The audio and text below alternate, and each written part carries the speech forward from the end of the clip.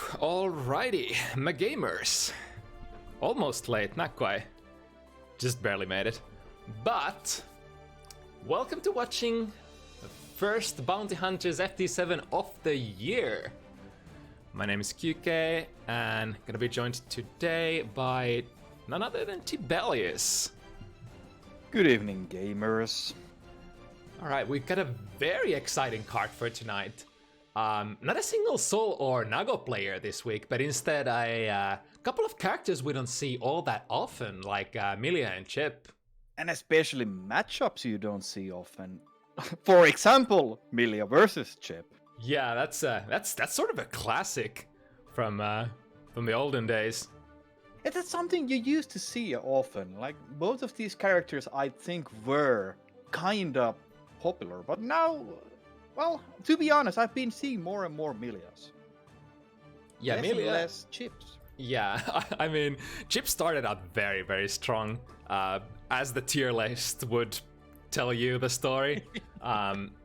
Still obviously a very, very strong character, but I think like tier chasers definitely moved away from the character. You still have, you know, the character loyalists who love to play the characters. We have a lot of, well, and don't want to say a lot, but a couple of really strong Chip players in the EU, for example.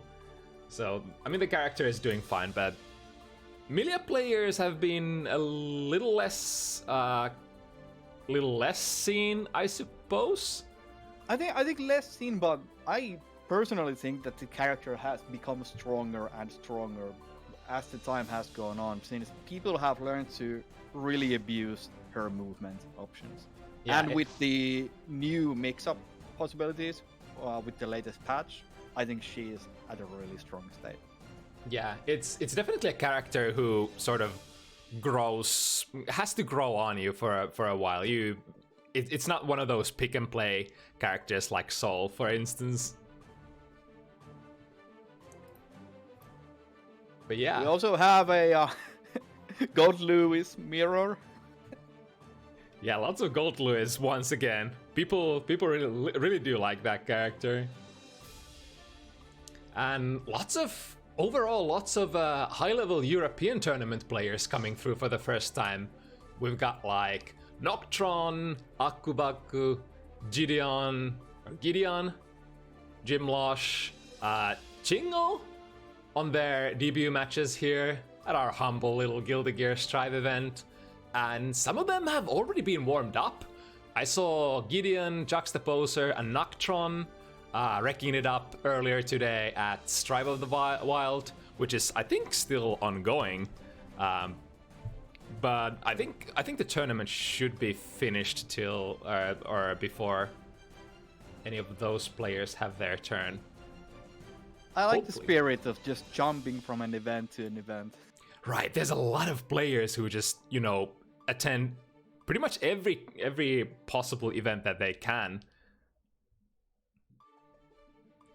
At least there is a lot of options nowadays. Like, I've been seeing a lot of like smaller tournaments and brackets being run.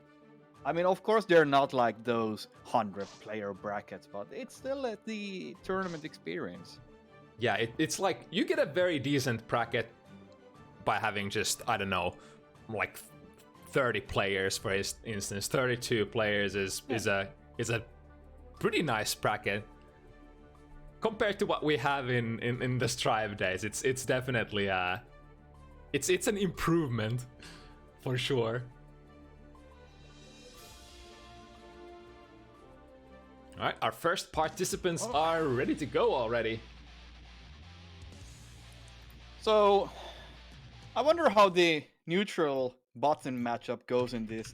Does Chip still just press // and then change to 6P when?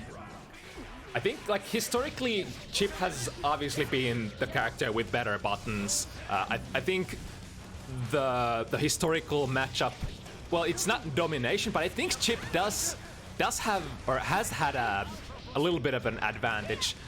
Stuffing the Alpha Blade. I think there's a bit of panic going on here for the time being. Yeah, it'll be very difficult for either of these characters to catch each other. I wonder if these IBs are accidental. There's a lot of just blocking happening.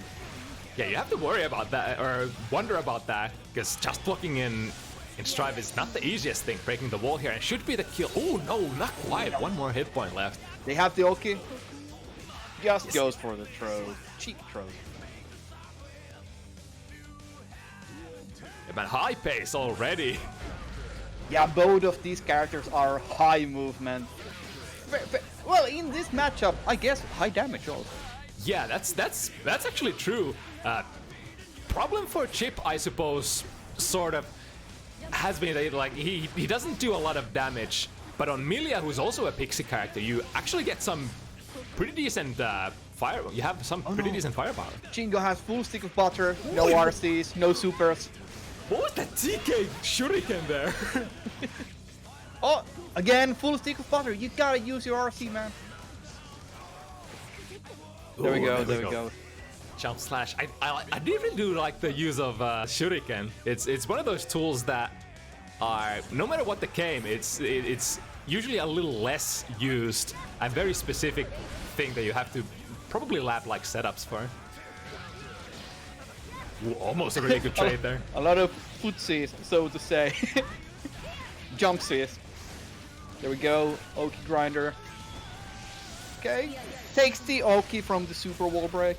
Sort of lucky for Chingo that the wall had so much damage on them already. Nice chat there. But ooh, that's gonna be big. Yeah, split the RC. This is the RC. Get the round. It does work both ways. Like, Chip does a lot of damage on Milia, but also Milia does a lot of damage on Chip. Neither one of these characters really like a heavy hitting character traditionally. Honestly, I'm starting to wean on the side that Milia does deal decent damage overall. Yeah, she kind of does. It's like she's not the like she doesn't get the blender like 100% of the time anymore, but instead gets some pretty okay damage. Ooh, no burst. Man, you gotta love those bad moves. 11 frame starts up. Okay, you gotta do TK, so it's what? 15 frames? Oh, full screen hair car. And another good close slash anti-air. Now Milia has a really good close slash, and a lot of these characters who love the anti-air with that button also get like sick anti-air rewards. I feel like Milia's close slash is one of the best ones for sure. For sure, like especially as an anti-air also, it's insane. It feels really good, like in situations where you're pressing your S buttons anyway, getting those accidental close slash anti-airs into counter hit big damage. The risk meter is almost 100. Yeah, Chingo just can't get hit here. Okay, turning the pressure, draining the risk a bit. This. No, not quite enough. I think they wanted the super there. Good air to air. Another round for Chive. I wouldn't say that Chive has been dominating, but there's a certain type of like momentum that's been that Chive is on the offensive and Chingo has been mostly defending. Yeah. And when Chingo does go for the offensive, he does kind of peter out pretty fast. Let's see if they can continue the pressure a bit longer. Yeah, one very pronounced advantage here for Chive is definitely the air-to-air game. Really good air throws, really good interceptions in the air. And that's something you really gotta have in this matchup. Both of these characters move around a lot and also go airborne a lot. Cheeky wake-up throws. Command grabs. You never dodge those ones. Ooh, full combo. No! Misses the optimal one. Yeah, and Chive will happily take that and punish you for dropping that big finishing combo.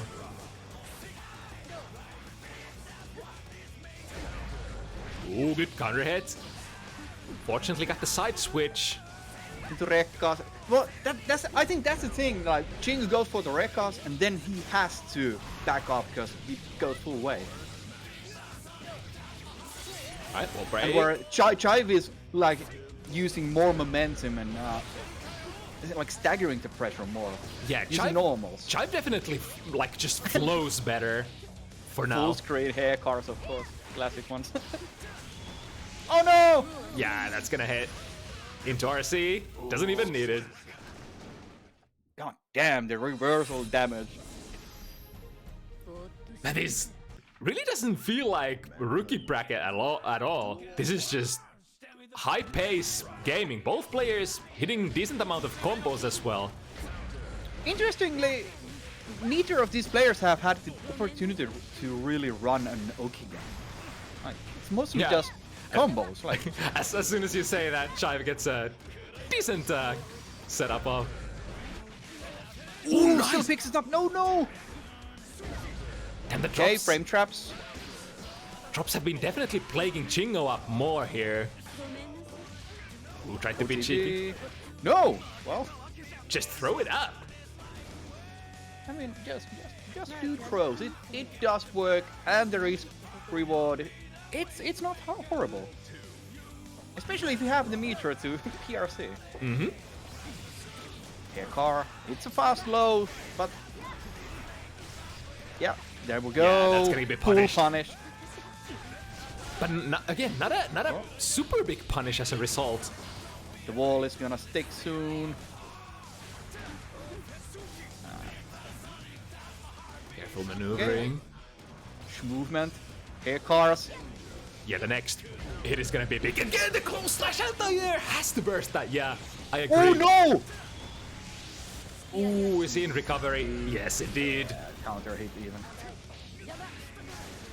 Oh, that's interesting. Tried to 2P, but that Mirage was still. The punish on the hair car. Ooh, nice chat. Just mash it out. There we go. Oh, look at that, the too heavy from Chingo, just barely whiffing. Tried to go for an anti-air, but Chive just out of reach all the time. And it's really close, but man.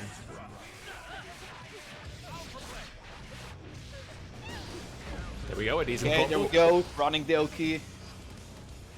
Yes. I think Chingo at the moment has been letting way too many of those hair cars happen. Like, just I think at some point you gotta just start down backing and calling them out. Like, do them. Yeah, it's kind of it is one of those things that as like a super mobile character you don't want to do as much, just sitting around and blocking, especially like Chip who just gets demolished on defense. But sometimes, like you said, you gotta. Like Guilty Gear, it's a lot of movement and schmoving, but sometimes down backing is a really strong option. There we go, perfect. Like, these rounds are so fast. You say one sentence and during that time 2 combos have killed the opponent. With these characters that you don't expect to do that. Yo! And almost picks it up as well. Unfortunate, didn't get to run offense here. It's interesting how much meter you gain from those clashes immediately. Like, it changes the start of the match immediately. Yeah, it's completely different kind of a deal heading into the match with almost like 1 meter instead of there, throw there, movement. Okay, and the trades. Oh, the YOLO. Does he know? They know. Yeah, he gets the punish. Good knowledge there from Chive. It's important to realize like which way you're gonna end up as a result from that input. Should be anybody's game. Nice escape. Oh, and the close slash once again. Pop the champagne. Oh wait, that's not champagne. Yeah, very Elfelt-ish vibes for all of those close slashes. Okay. Oh, almost got the combo this time. Yo, calling it out. Wasn't a tight setup.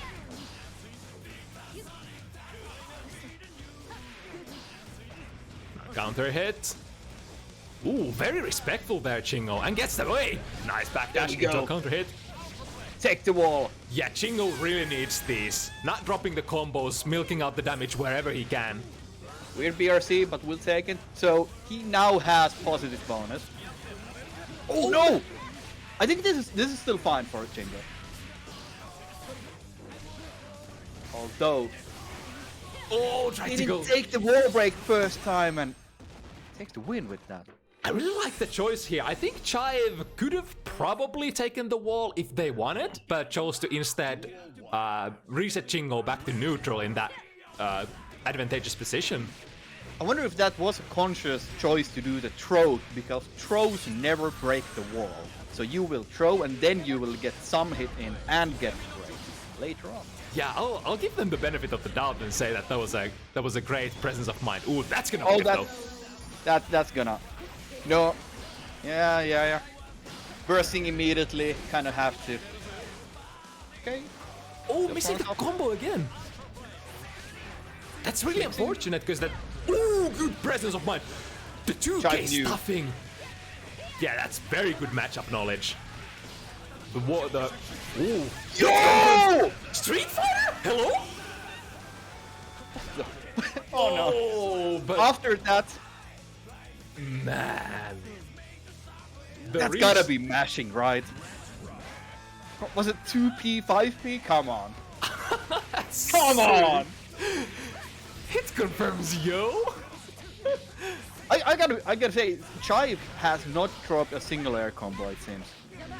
Yeah, and Chingo has been dropping a bunch of combos. Like, it's kind of making the difference here. Yeah, it's definitely one of the determining factors when it comes to risk reward. And once again, like you said, hasn't really dropped a single combo. 6-1. Man, how long has this been going on for? Like 5 minutes max? Holy shit.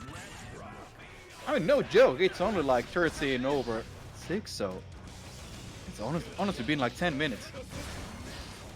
Alright, good burst. Gets out of the sticky situation. Now coast to coast. Yeah, I'm still impressed by Chive actually interrupting that grounded Alpha Blade earlier. Nice combo, look at the damage now. One of those. Oh no! Oh, and the punish, yeah, immediate burst. Very respectful. Chingo has a massive life lead, but he knows if he gets touched once, it might be over in 2 combos. So okay, now this is interesting. Both players had positive. Oh, what? Well, I think Chive was... Yeah, they didn't have the courage to go in. Full stick of butter, though. It's really unlikely. Nice. Ooh, just one more. And there it comes again! RC into super. Yeah. Set point for Chive. Man, again, it was so close. Chingo needed just one more touch. But that's fighting games and Guilty Gear, and especially Strive for you. Okay. No. Very respectful. Probably reading the DP. Ooh, dangerous burst, but got it off. And look at this. Look at these combos. Into the corner. Rekas. Then he has to back up. Oh, is that it? Bless it up. And the cross up. Chive takes it in record-setting time. Yo. Really prominent show for the first set, I think. Chive does show kind of at least what Melia combos can do. Maybe it wasn't the coolest Oki setups, but everything they did worked. Yeah, you can definitely just make it happen with just combos, especially when you're comboing Chip. Like we said, it's like up to 3 decent combos for either one of those characters, and it's over. So, with the high intensity, high movement set, we go into a very not high intensity, not movement matchup. Although we do have the possibility of flying gold losers. Wait, fuck, I think I picked the wrong winner for that prediction. Did I just fuck up? I think I just fucked up. Collusion? Oh no. It's rigged. I played the names of the players being rather similar. Chingo, Chive. I can't believe you've done this. Bonnie and Clyde. Cancel the stream. Cancel the stream. It's all over now. Well, shit. All right. It's fine. It's only points. You can always get more of them. Unless you're broke now. But that's it. the lesson is never to go all in on any bet. Right, KS versus Roon. So we've seen Roon before, but we haven't seen KS, right? KS has been on a couple of times, but like not super often. Roon has definitely been the more recent player on the screen. So letting the intros roll. KS are our Finnish Gold Lewis player facing off against Roon from Switzerland, I believe.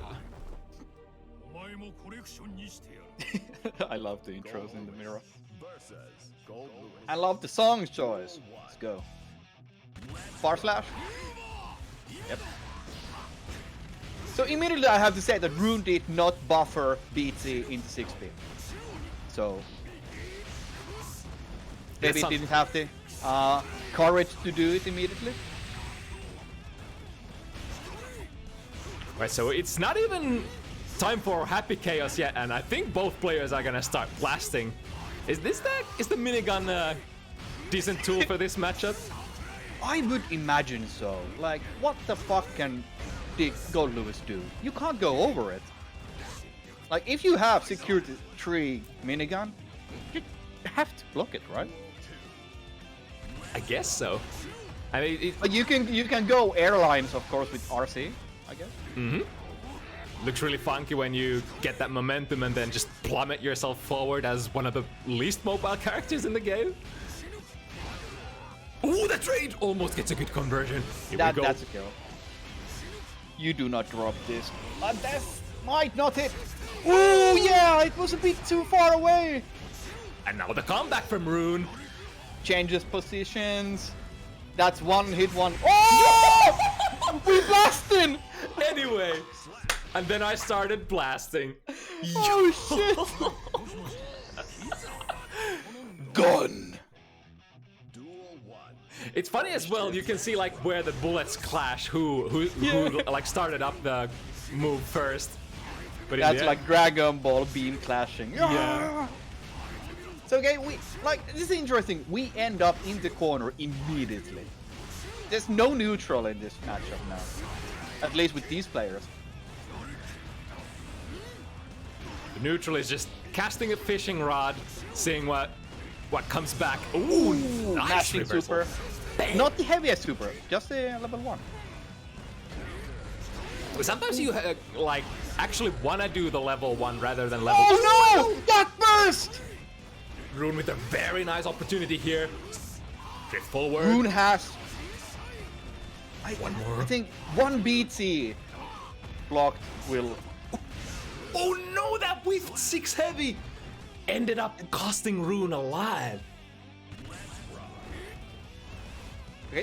That move has a really good hitbox, but doesn't necessarily reach as far as. Oh, nice 6 speed. Nice there. buffers the launcher. Ooh, dangerous whiffs. Overhead. Nice All presses. blocked. Ooh, again, Too far for the low. Those whiffs really do be dangerous looking. That's true, but I don't think they are capitalizing on the whiffs or not. They still are respecting each other a lot. Yeah, it's very classic in Guilty Gear. Like when you see the whiff and try to react to it, it's already too late. Like you gotta really be ready for it. Oh, that's another good reversal super. Bam!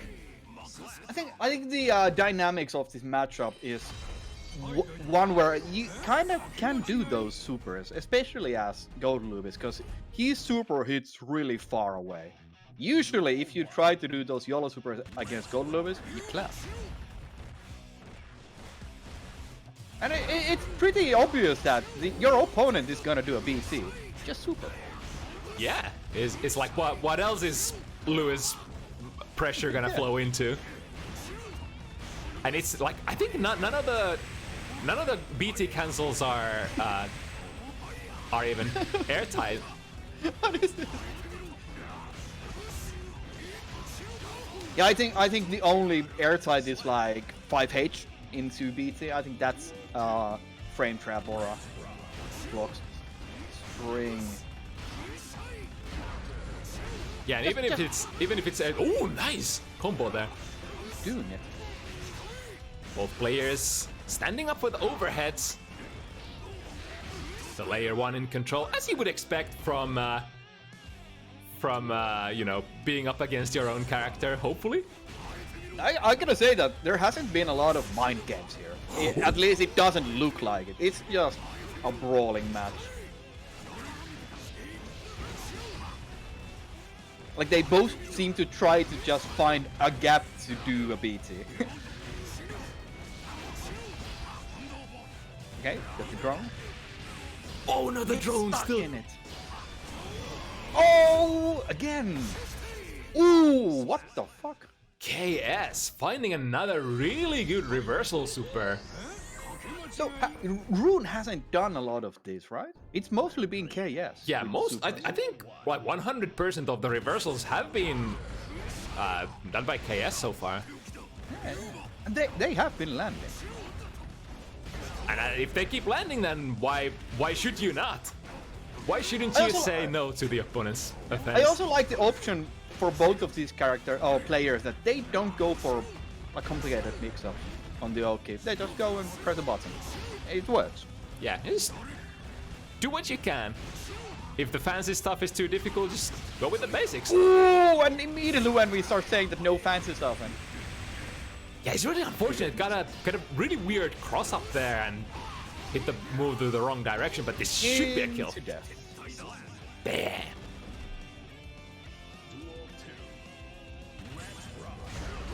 Ooh, that's a big swing from the get-go. I think Roon has been lacking on the confirms. Like they get those big BTs, but they don't go for like a close lash and close the gap. Yeah, and as a result, the reward advantage has been going in KS's favor for sure. Okay, footsies. Alright, we get to mix up a little. Ooh, finds the close slash. Pushing towards the corner. Slowly, life running out. Roon. Okay, that's a gap. Now, yes, Roon has the offensive again. Goes in. I think that was a fail TK BT. Tried to do something else. Has to back up because of the drone. Oh my no! Goodness. The chip! He's out of meter! Alright, a little bit of saving grace here. Doesn't quite get the melee range, but snipe from the skies. Matt, how much chip damage did Roon take that round? It was like almost. It was big. Almost like third of his life. That's behemoth typhoon for you. You always gotta say the joke at this once. It was a big deal. Yeah, this time it was. Nah. Guard break. That's a mechanic. Ooh, full of sick butter. Let's see. Ooh, very okay, they nice. trade security meters. And I mean, I guess you would happily trade in that situation if the opponent managed to get the drone out. Because there's not a whole lot you can do against the drone, but the respect if you don't want to take big risks.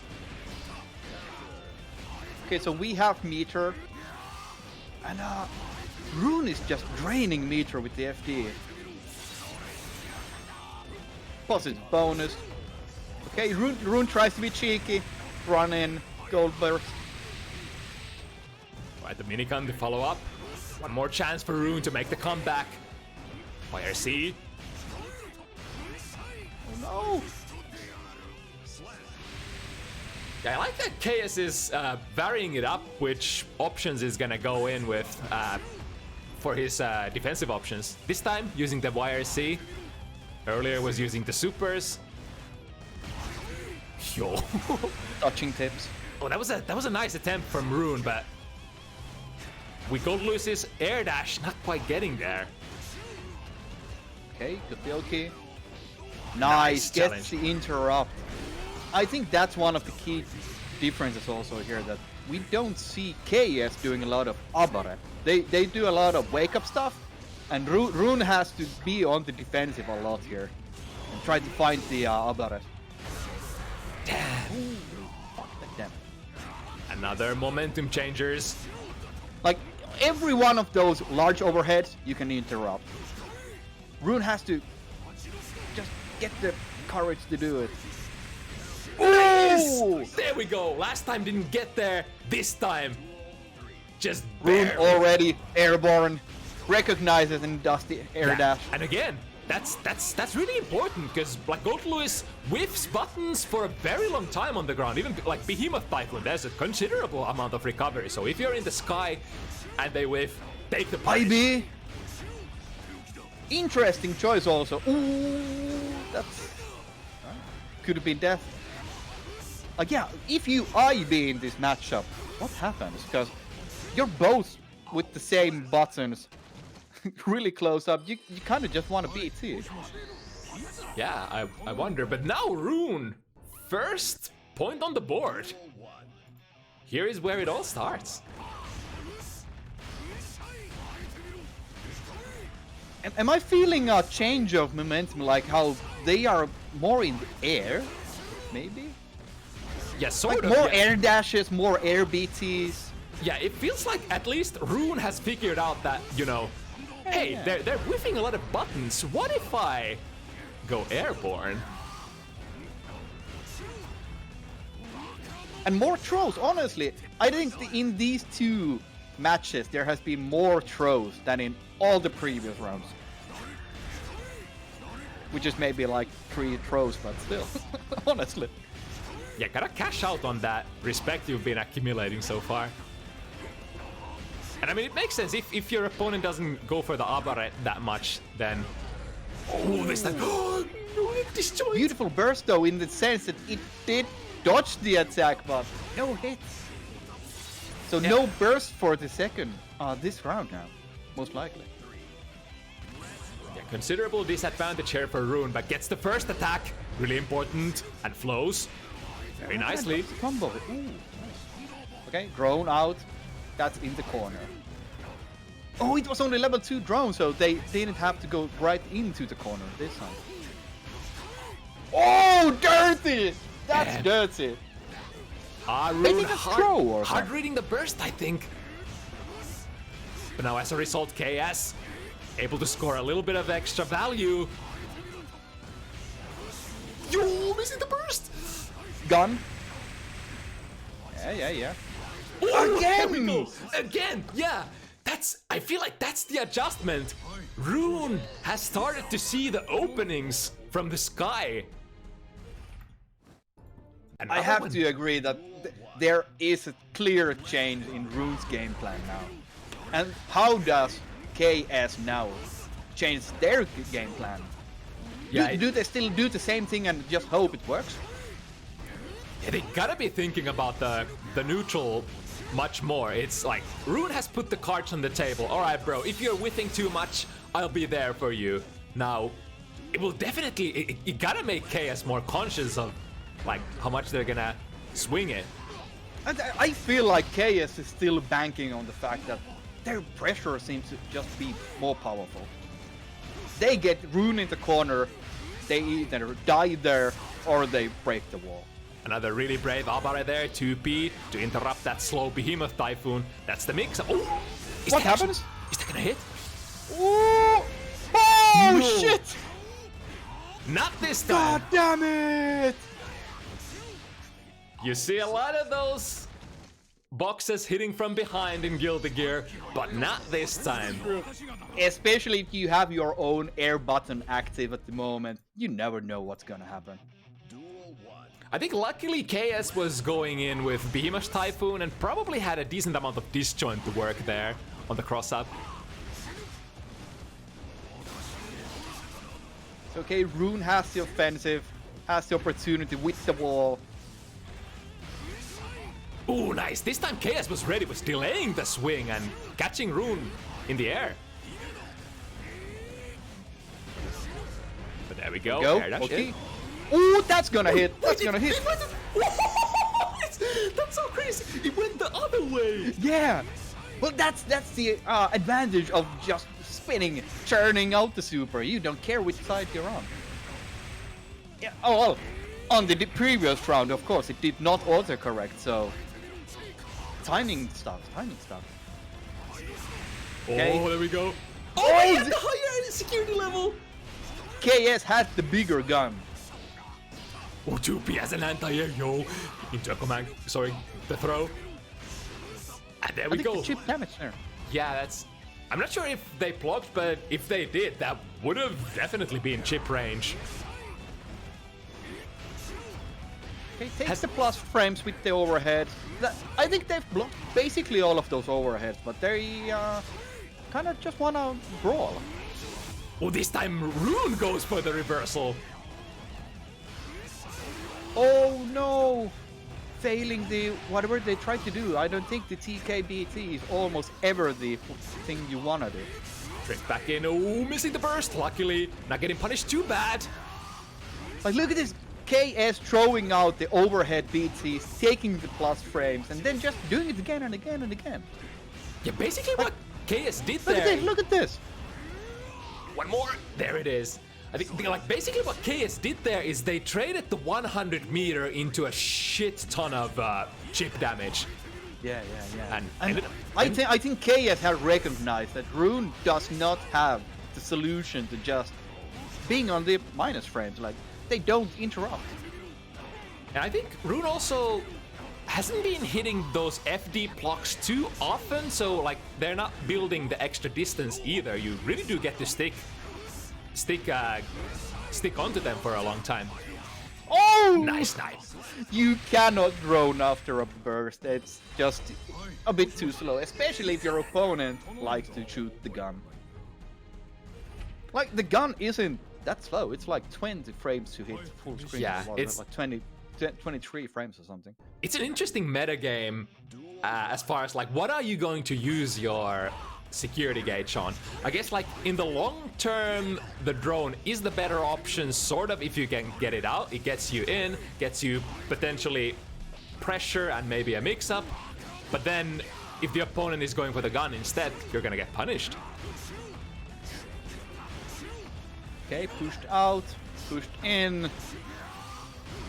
Use the meter just to stick into the corner, but then let's run out anyway. Oh, Just that runs was and throws. That's kill the gear. a lot of respect. I see. That's the thing that Roon has to do. Interrupt the overhead. Yeah, because they've been going in like they've been canceling a lot of their swings into that slow overhead Behemoth Typhoon. So Oh, but that's the bad thing, that if you interrupt it a bit too late. yeah, you still gotta have your timing on board, and I think that's the first overhead Behemoth Typhoon of the set that actually hits. Yeah, at least I don't think any has been counter hits at least. Oh, there we go. Nice interruption. Oh, did he hit the button? Yeah, he did. I was kind of expecting a clash there.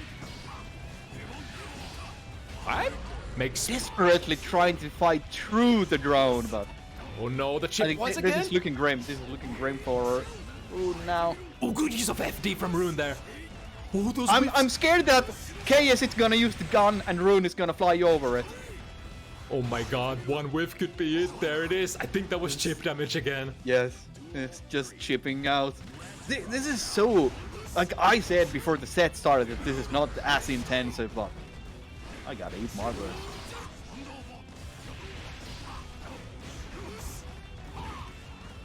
Yo, that.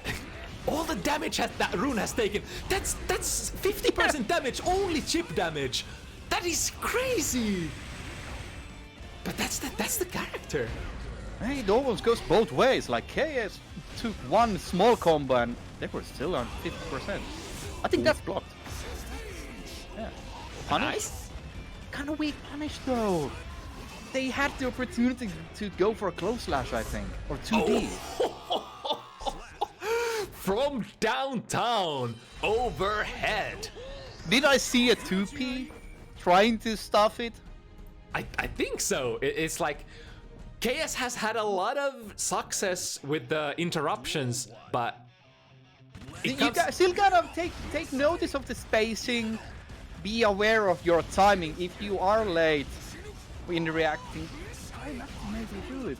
yeah, I think at that time it was definitely the spacing because Roon was swinging from very far away. Like this is, I'd say this is a matchup where you have to be super confident of what you are doing, or the opponent will just random beat and kill you. Mm-hmm. Ooh, nice use of FD again. Nice. And interestingly, was the whiff punish was counter. Oh, capitalizing on that. That's And it. Roon has done that before in this set already, just running in. Oh, wow, what was that? So, okay, 50 meter for both players. Oh, shit! Yeah, right as I said, 50 meter, the super. That was crazy. The burst getting blocked and then immediately turning the super in case that they're not gonna hit their punish. I would like to say it was panic, but KS has been doing the supers anyway, so I don't think it was just pure panic for like, oh shit, they blocked my gold burst. Blocking low. No, blocking heads! This time, So- K is the one who hits the overhead. A bit too far for that instant low. Ooh, no meter for Roon. Roon really can't Oh. take any pressure here. Ooh, good hit. Great combo. Drops it though at the right at the end, but still Ah, the interruption. 2P is a safe choice. That close up. There's not much Lewis can do except like frame trapping with a BT. And even if you hit the BT, it's not a full combo with the fastest BT.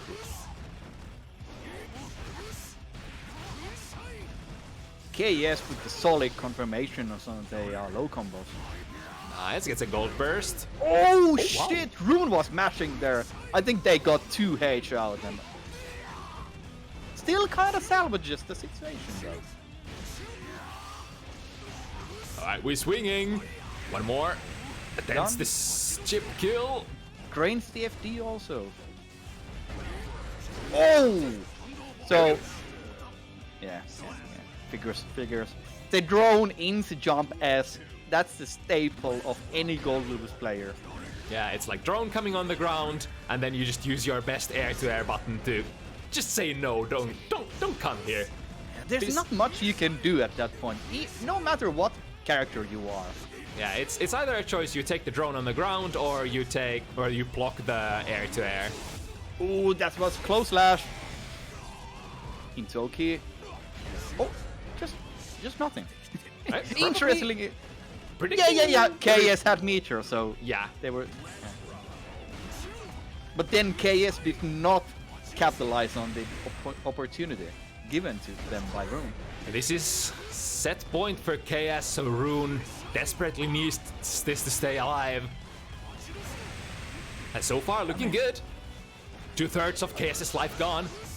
Yeah, but this is Gold Lupus. Oh no! Don't do those throws. Yeah, it's like 4 seconds past the situation. No! They were blocking! And burst, use it. Oh, Oh nice. shit! Flying over the cross up. KS, full stick of butter. Uh-oh. Uh-oh. That's gonna it. be it. Yes, That's it. indeed. Man, that was... I really like that Roon made the adjustment and made it super tight. But in the end, like, KS had a little too much steam, I guess. Had a really strong start. Started like 4-0, I think, before yeah. Roon got into their groove. So, I man. think Roon did go for the adjustments a bit late on the set.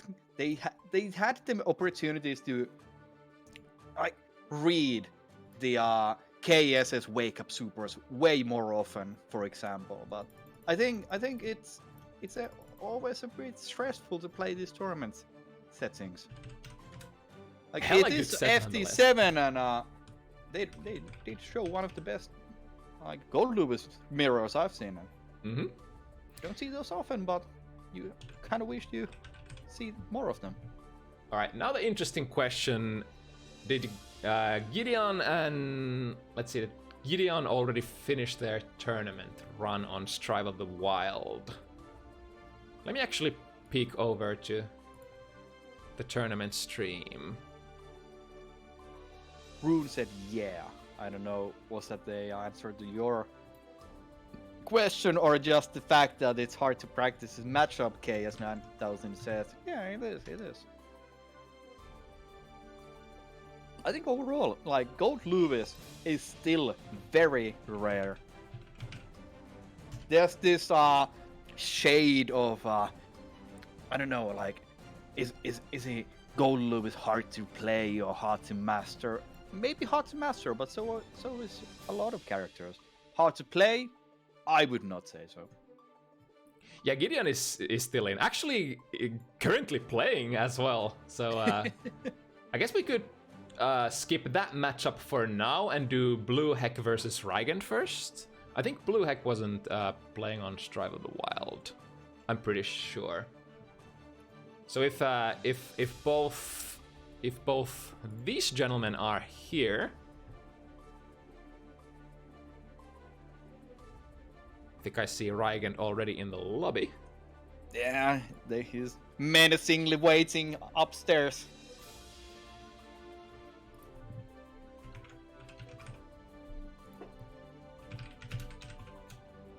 Gymlosh, we will come back to your set right when Gideon is ready. Most likely after this set. Who knows? If they win all of their matches in the other tournament, it might take a while, but we will not skip the entire set unless Gideon is completely unavailable. And even at that point, we might find someone to play with you. Yeah, so you don't like just stay out of the entire event. Yeah, it should be okay. We'll just give Gideon enough time to finish their tournament run. So we'll do 1 or 2 matchups before yours. Yeah.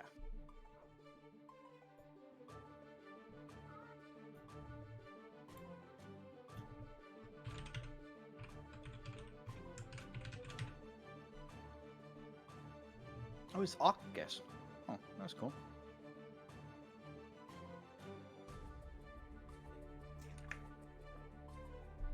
Yeah, the tournament is ongoing in on Akral's side at the moment still.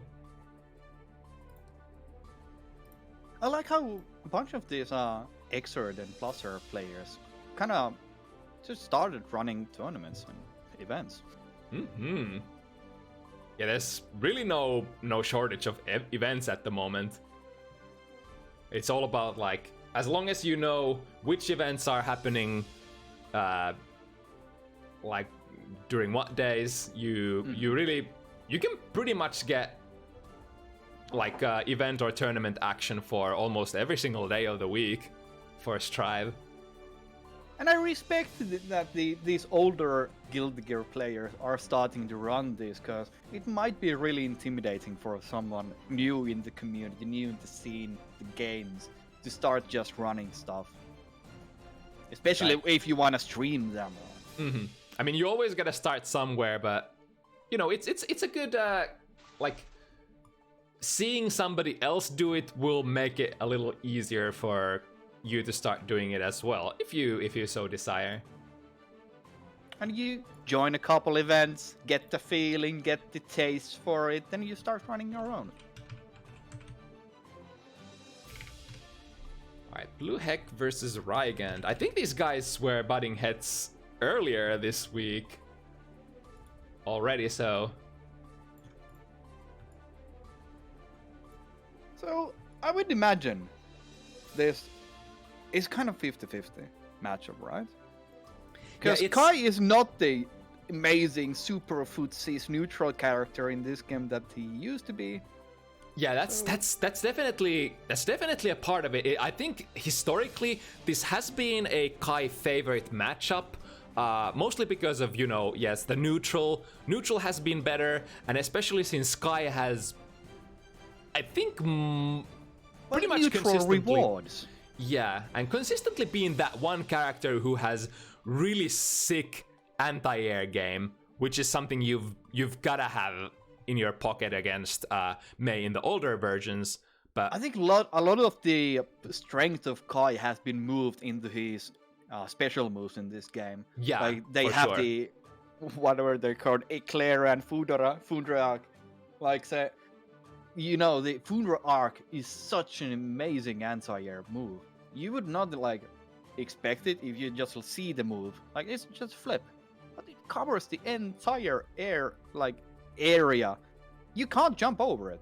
Like, as Mei, do you just down back and wait for the food dress? Stuff them? You can't jump over them if Kai wants to press it. And on the other hand, like, Mei actually has pretty decent buttons. Like, she has always had good buttons, but now she has buttons for neutral also. Yeah, that's true. 2S far slash in this game. Holy shit. It is kind of funny imagining from like old point of view, seeing Mei being able to like completely contest Kai at neutral. It's just kind of madness when you think about it. Yeah, and they did remove a bunch of Kai's neutral rewards. Like, in the older games, I know it's always silly to compare, but still, in the older games, Kai got the first class counter hit, and you fucking die. This game, he barely gets anything. Oh, actually, Gideon is in the lobby. Is Rygand missing actually right now? I think Rygand might not be. Let me check. Right Was here, that the end of the road for Gideon on Strive of the Wild? Let me pull out the bracket. Spying.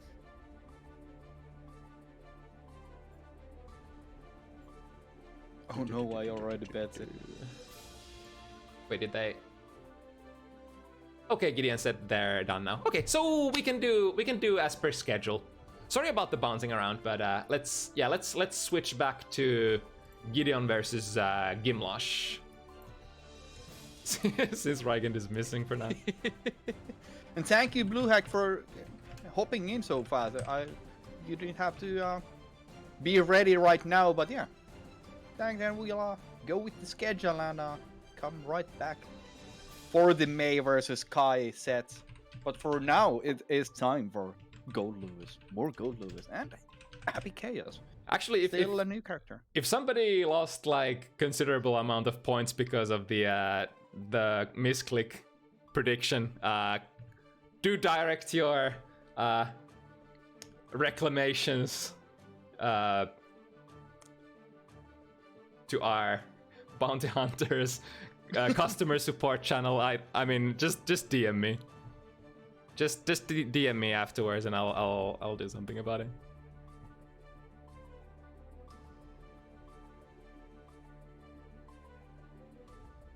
Can you cancel them after the fact?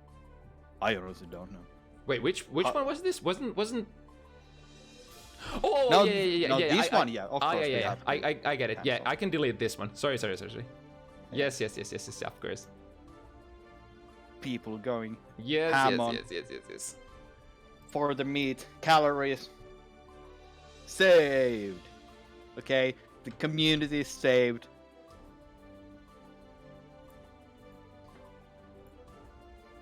But Gideon can hop on the cab. And we can just start the match, I guess.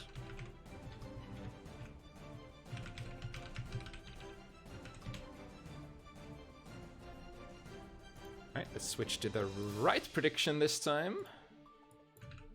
So Gideon versus Gymlosh.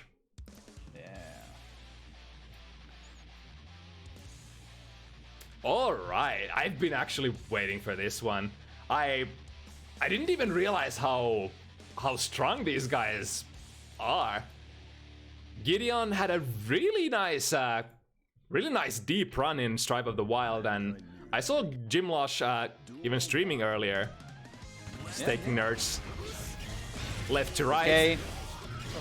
Didn't go for the full string of gun. So let's see. Happy Chaos, a new character. People are still trying to figure him out, but this is what the character looks like. Yeah, it's funny because when when he was on the previous stage, a lot of us thought that he was not gonna be actually a zoning character, but much more like a go in and mix your opponent up kind of a character. But yeah, as far as we know currently, the optimal playstyle seems to be more zoning oriented. Yeah, I've seen people more go towards this zoning, but I personally do think that he has really powerful pressure, even without the zoning. But the zoning especially is something that you are comfortable with. You don't have to go in. Yeah, you can definitely play him in different ways, but it's like what you have to consider is the risk. You can go in with big, you know, damage, big mix-ups, but if you screw up, if the opponent gets close to you, Happy Chaos is probably the worst character in the game for defense. Yeah, he really doesn't have, well, a lot of amazing anything in terms of buttons. Like 5k is great, but if that's your only option, it's like a button for like mid-range rather than a button. So Gymlosh has the curse now on. I think this is actually interesting. Gold Lewis has a gun also. Like, he also has a fairly fast full screen projectile. Yeah, and I like, think you fuck up one reload or one focus and you just kind of lose momentum. Yeah, and I think the gun goes off pretty fast, so even if you sort of like trade, some of the bullets have already been, you know, fired. Yeah, it's like 17 frame startup or something for the first bullet to come out, so yeah. And what Happy Chaos is gonna use is that steady aim, which also takes a while to, you know, zone in on the target. Unless they have a curse, then you can just fire immediately. That's like a very, very important thing you gotta pay attention to. When the curse is on, you can fire basically immediately. Interesting. Yeah. Doesn't let Gymlosh get in for free. Yo, that was a lot of damage. Yeah. So, what do you do at this point as Happy Chaos? Nothing, right? Yeah, I think if you get caught, you kind of lose. That's sort of like how a lot of matchups for Happy Chaos are gonna go. I have to agree with that. Like, even as Faust, playing against Happy Chaos, it's next to impossible to get in. But if you do get in, that's kind of it. Another interesting thing about that we might have not expected about Happy Chaos, I think Happy Chaos has probably he's definitely a contender for the top damage dealer position in the game. For sure. Like, some of his combos are insane. But we talk about how Happy Chaos is great, but look at Gideon just destroying him. Gymlosh didn't have much to say on that one. Gymlosh has had these amazing starts to the rounds, but again, if Lewis gets in once, it can be over very fast. I think that's the downfall of the zoning plan.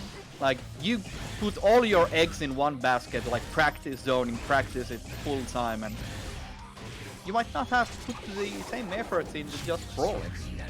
Fairly clean round there for Gymlosh. Allowed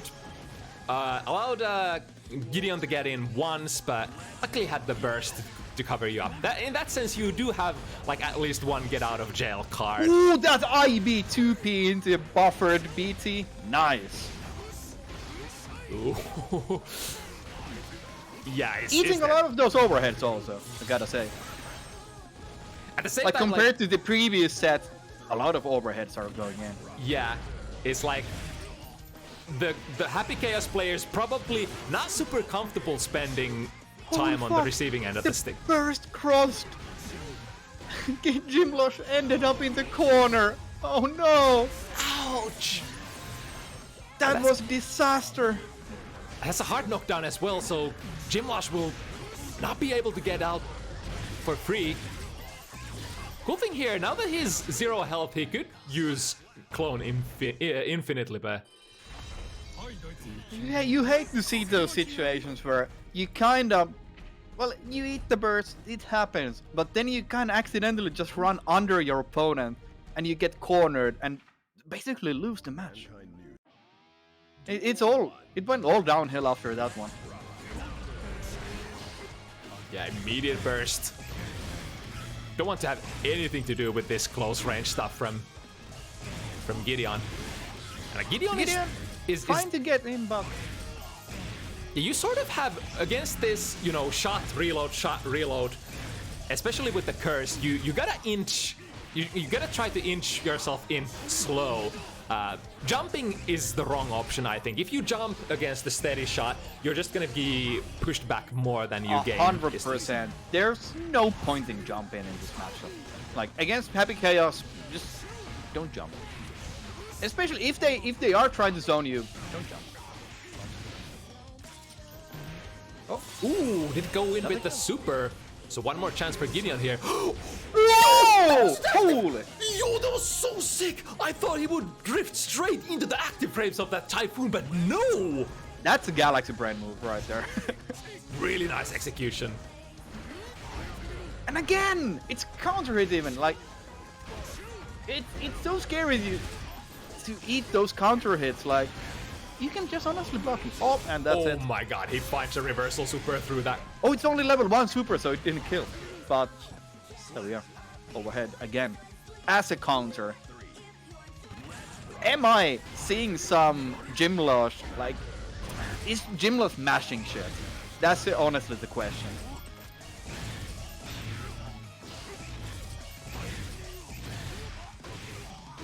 Alright, cashing out. But very low on resources here, has to use the 50 meter to get That's it. No, he drops it. But still in a very good position. Oh, the shot missed! The shot missed because he had no curse on. Yeah. Oh! Gideon going on. Oh no, that Holy one miss! fuck. That one miss cost him the round! I can't believe it. There is a little bit of RNG to the gun when you don't have the curse on. And man, Gideon just capitalized on that. Alright, nice take throw with the shot. Gymlosh getting a little more adventurous here, and it's paying off this round. Again with the movement. Oh, I see. I understand now. It's the clone he created. Clone, yeah. He cloned PRC into a punish. Right, that's why the active frames don't matter. Okay, got the curse. Running out of focus, so... Okay, interesting. Gideon kind of just sitting. I don't think Gideon is scared at the moment at all. We have the curse. They don't seem to care that Gymlosh is shooting.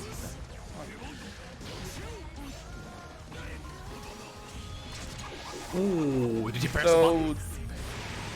Yes.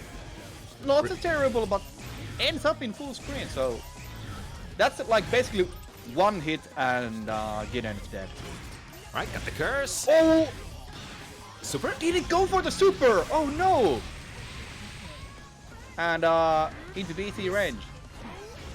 Plus Oh frame. no, Oh! the overhead again. I think, well, it was a counter, so they tried to have Abara, I guess, but I want to say again, like super close round. I think Gymlosh had that with the super. yeah. The finishing touch. It feels really bad when you zone the opponent for like 50 seconds straight and are working on a good round, and they make one mistake and lose it all. That's the worst feeling in the world. Like, this is what should have happened. Mm-hmm. Of course, no wall break now, they're too far away. And as long as Gymlosh has That's the it, resources, that's yeah. It's pretty much like the meta game is like for Gymlosh is or for Happy Chaos is a lot about resource management. It's like where are you gonna fit in those reloads? Where are you gonna fit in those concentrations? And trying to sort of fit them in places where your opponent is scared to approach.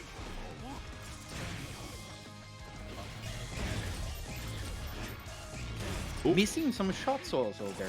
Interesting. Ooh, now completely out of focus. Ooh, nice success as an anti-air. He's fucking dead. Oh no, he's fucking... even...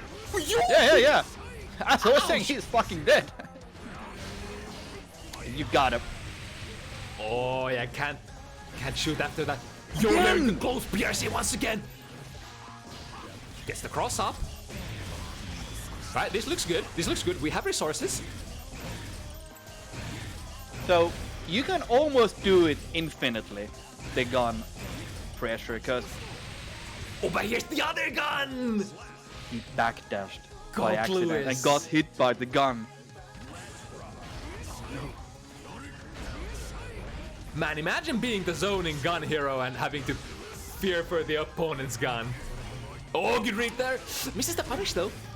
I wonder if it's kind of like a read, because if Gymlosh does a steady aim, reload, steady aim, it's almost gapless. Like, you can't do anything. Yeah, if you have the curse, with the focus, I think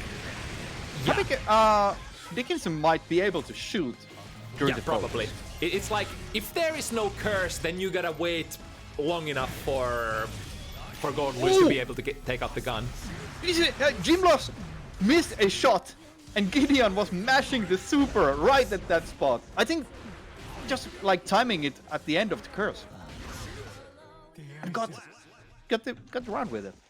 That's gonna be like, maybe that was actually what Gideon was gunning for, like seeing the curse wasn't there anymore and then capitalizing on the whiffed shot. Who knows? Connection has been lost. Oh damn, another one of these. No, I want to see every match. All right, let's do the quick fix. Edit room settings. Make them come back to the lobby after this match. Oh yeah, you can do that. Yeah, That's a cool fix, but I do hope they actually fixed the spectators dropping here and there. Yeah. Man, I feel so bad missing one match. This matchup, even though Gideon has a super strong advantage here, point-wise, this has been fire. I'm a big sucker for Happy Chaos gameplay, especially like high-level gameplay. It just looks so beautiful. It has that weird feeling where it kind of looks like Happy Chaos is just shooting. And it kind of is that also, but it's also continuous mind games, because you can't do it literally infinitely. Yeah, it's like once you understand the mechanical aspect behind Happy Chaos's gameplay, you really start to appreciate the perfect flow, the perfect reads, everything that comes to, you know, playing Happy Chaos at neutral. But I have to be honest, I did not expect this set to go like this. Like, because most of these matches have been such that Gymlosh has had the he hasn't been dominated either, but Gideon just kind of every time gets the upper advantage. Like, yeah, your one combat, he's fucking dead. Yeah, if I had to take a guess, like gut feeling tells me this should probably be pretty good for Happy Chaos, because Happy Chaos tends to thrive against characters with mobility problems.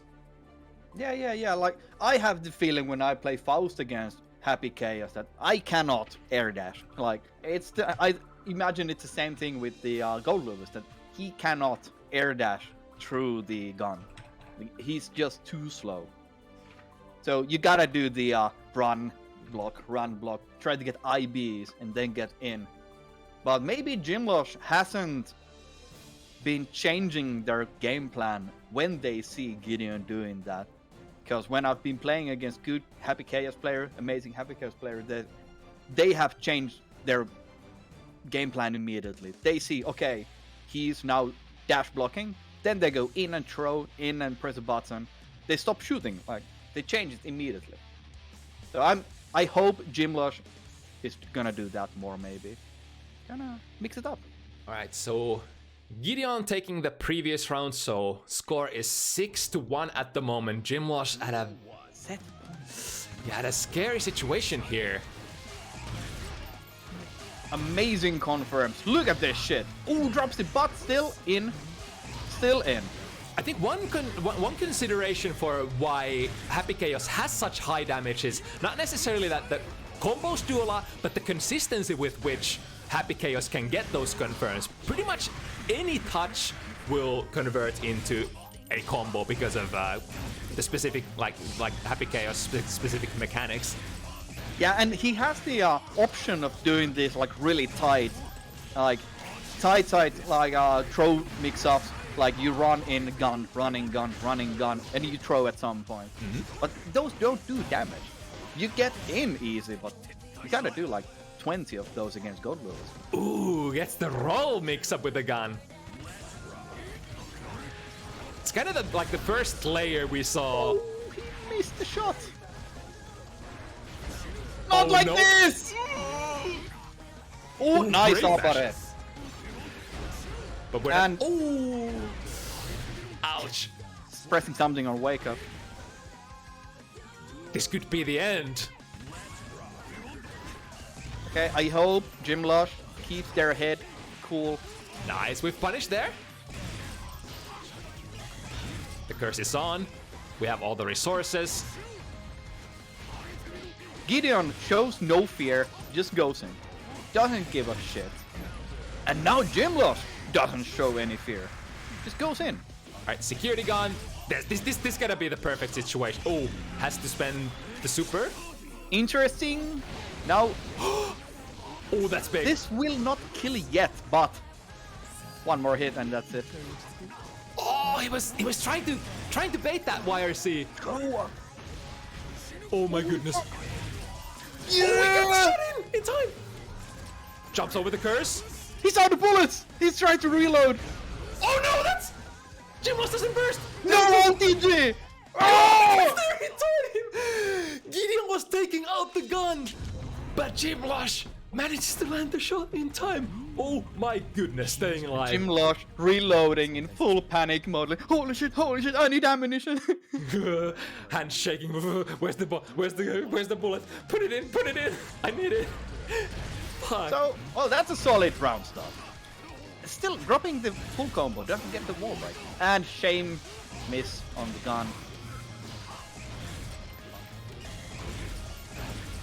Nice IBs.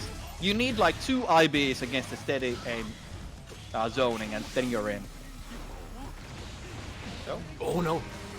kind of just took the... I think he tried to throw. Oh, holy fuck, the damage. The cross up. And, One hit more away. hit. No, don't eat the overhead! Gymlosh! No! The tools. Happy Chaos It has that a certain mental damage also when you eat the overhead, because the fast overhead does not lead to a combo without RC. But after that, you kind of just start panicking. Right, nice. Avoids the curse. Very important from Gideon.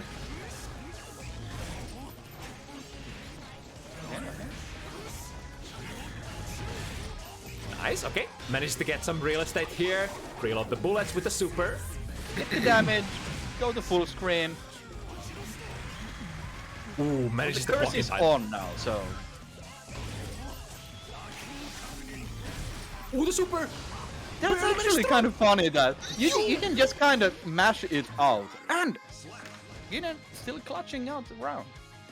That was so sick. Able to somehow avoid the super this time.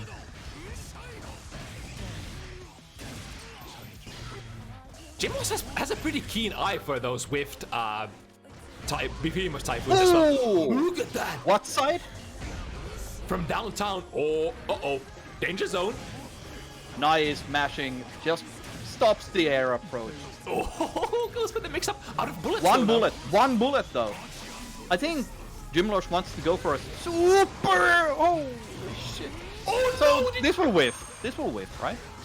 Okay, yeah. Oh yeah. well. Oh yeah, out of bullets. Tried to press a gun, but oh!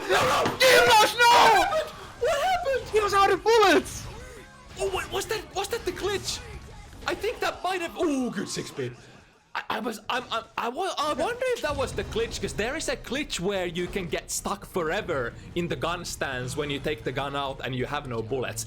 I wonder if that is what happened to Gymlosh here.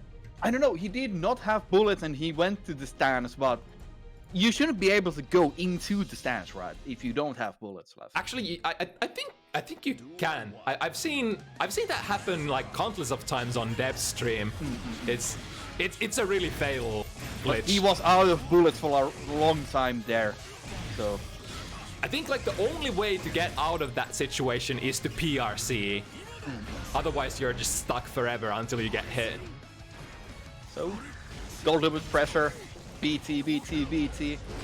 Eats the big frame trap. Bait and burst. Ooh, that wire seed. Didn't get it much. We've seen this a lot of time. Curse and gun.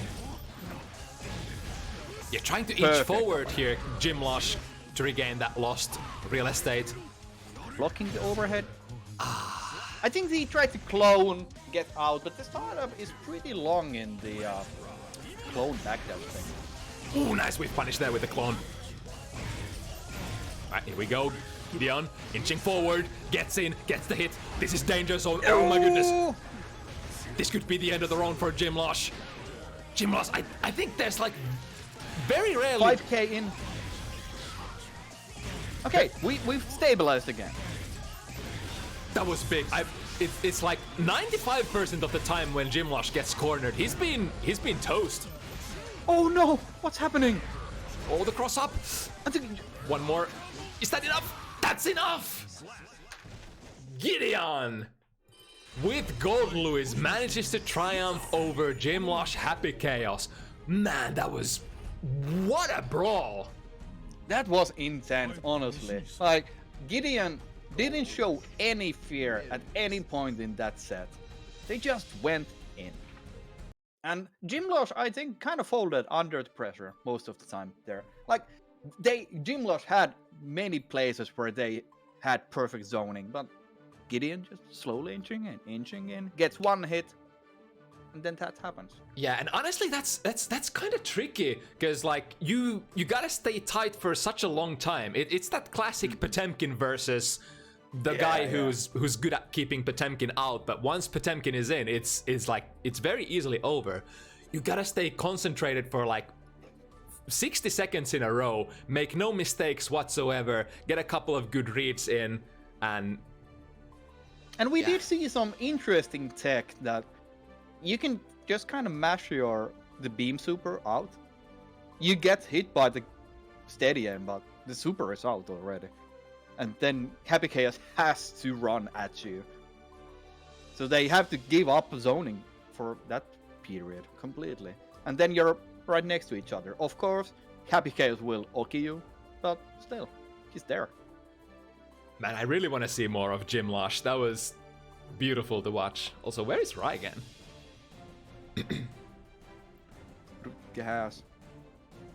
has disappeared.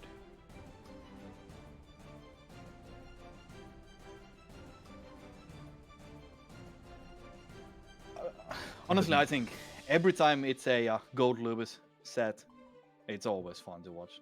I think Happy Chaos might also be one of my favorites to watch. Yeah, there's a little bit of like, there's definitely a barrier of entry. Like if you're not comfortable with Happy Chaos, the match can look very one-sided for the opponent, and it might not be as much fun to watch. But when you have these high-level players who can definitely put the whole package together, it's so beautiful. I think it goes both ways, especially that matchup. Both of those characters are the type that if you show fear, you don't Abera, you just kind of block down back. Nothing happens, you just lose. Gold Lewis will chip you out. The pressure is literally infinite. And Happy Chaos is kind of the same way, that if you don't have the balls to just dash and block, dash and block, dash and block, go in, you're never gonna get in. All right. So when these good players, they have the decency to make the effort, it's always a good time. But yeah, now Rygand is in, watching over Blue Heck menacingly. The Doctors is in. Is wielding the anchor. And here we go. Alrighty. So yeah, we were talking about the neutral changes I wonder if we will see neutral this time. Rygand has been the kind of wilder player. He's not the kind of player who would, if they had a DP, to spam DPs maybe, but he's still kind of wild. Yeah, if he goes wild, it's definitely gonna be a battle of the anti-airs. If Rygand really decides to go ham, then Blue Heck has to pull off those perfect anti-airs, which has been always the case for 6P. Kai 6P is so strong.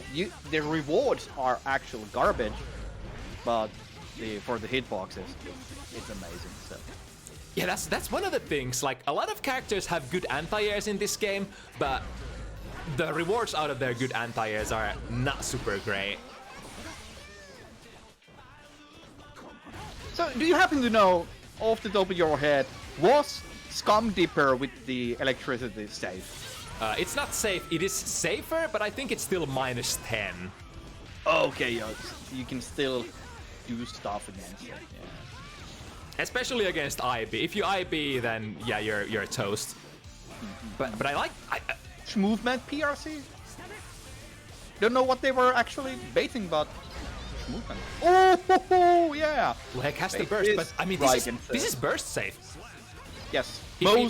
Most shit that May does is burst safe by nature, just by how her moves kind of just don't have hurt boxes. Yeah, and good presence of mind, good knowledge. Oh shit!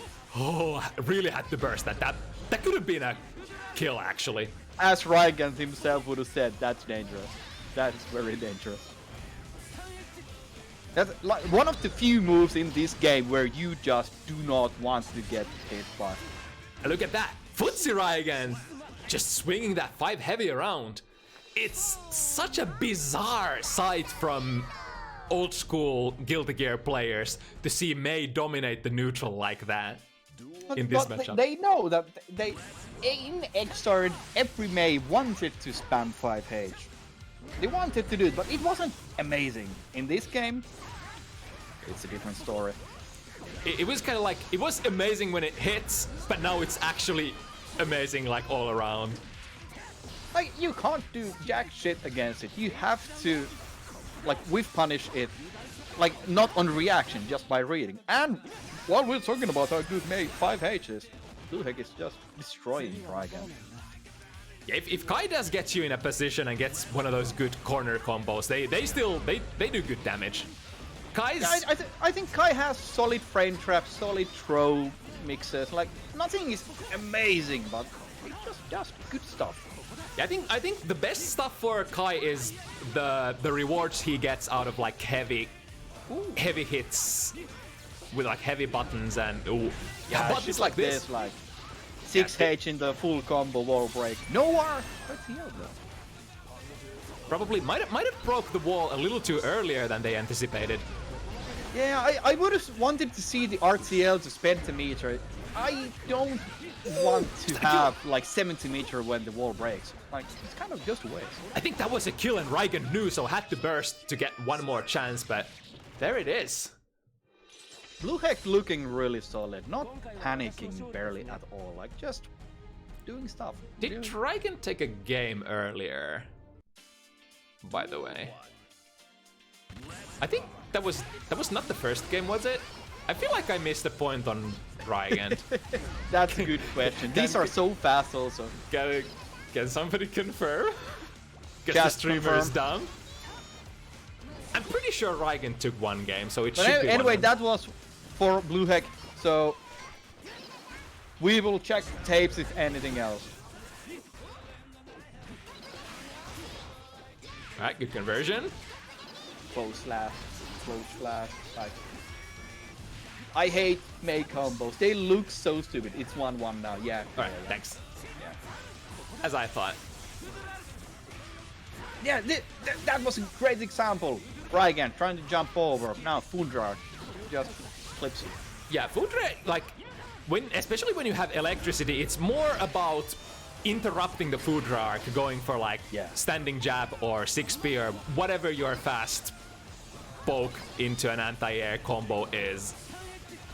It is reactable also, but you kind of have to just be ready for exactly one thing, and that's Right. Boonderark if you want to stop it. On Yeah, reaction. you gotta divert all of your attention to it, which might give an opening for the Kai player to mix it up with a throw. Ooh, how did that do that much damage?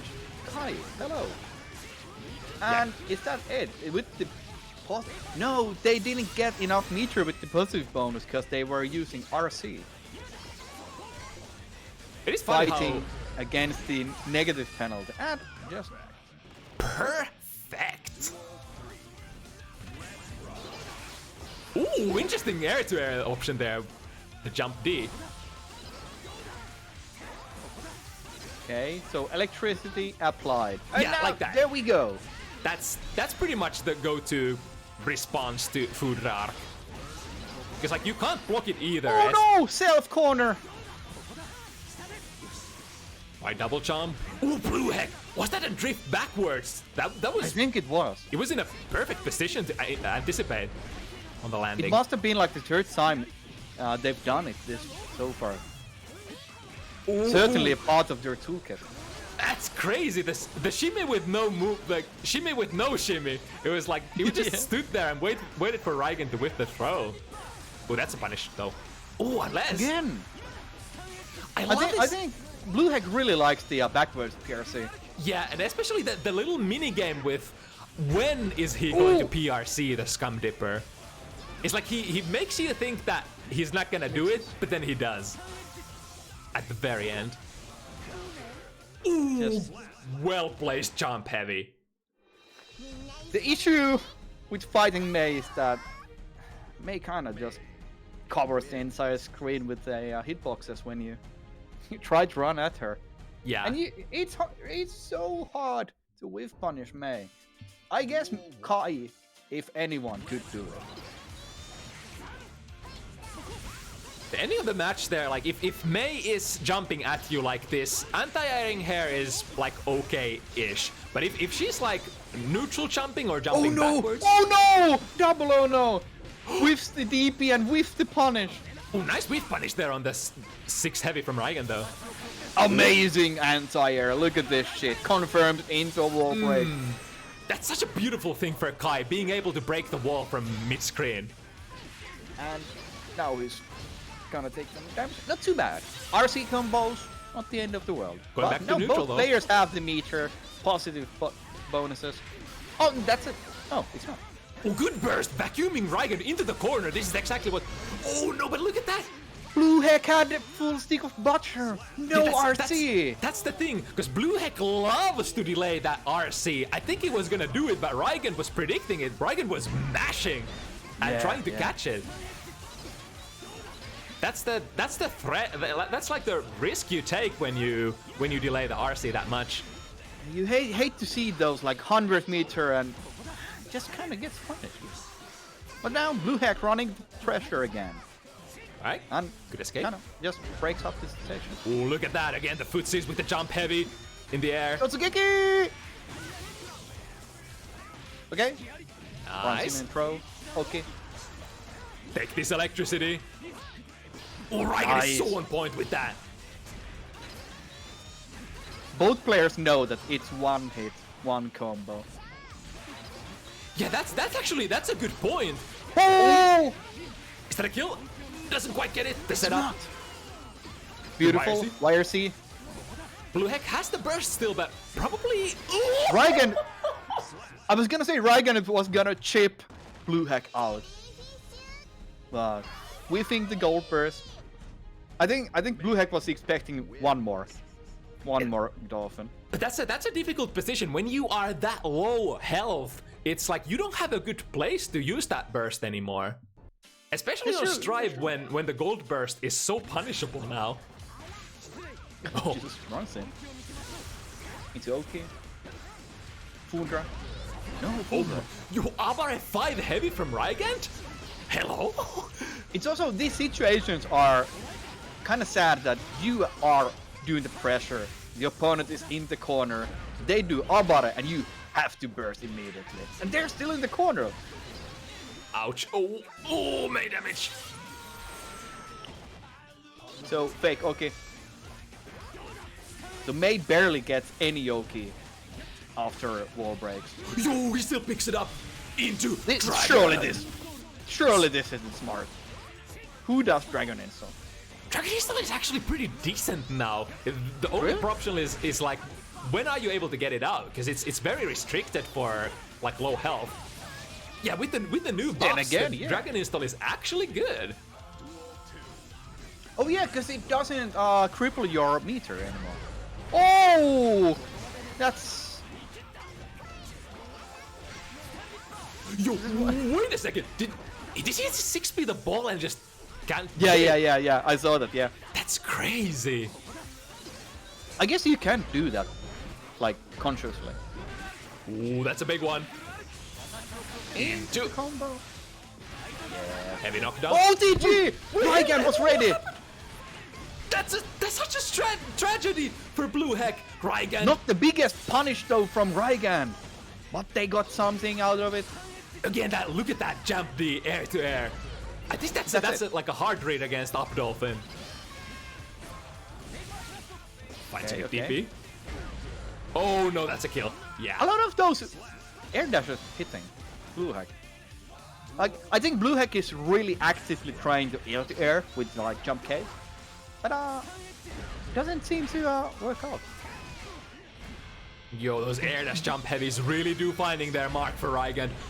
Yeah. Like, do you really want to challenge Mei in the air?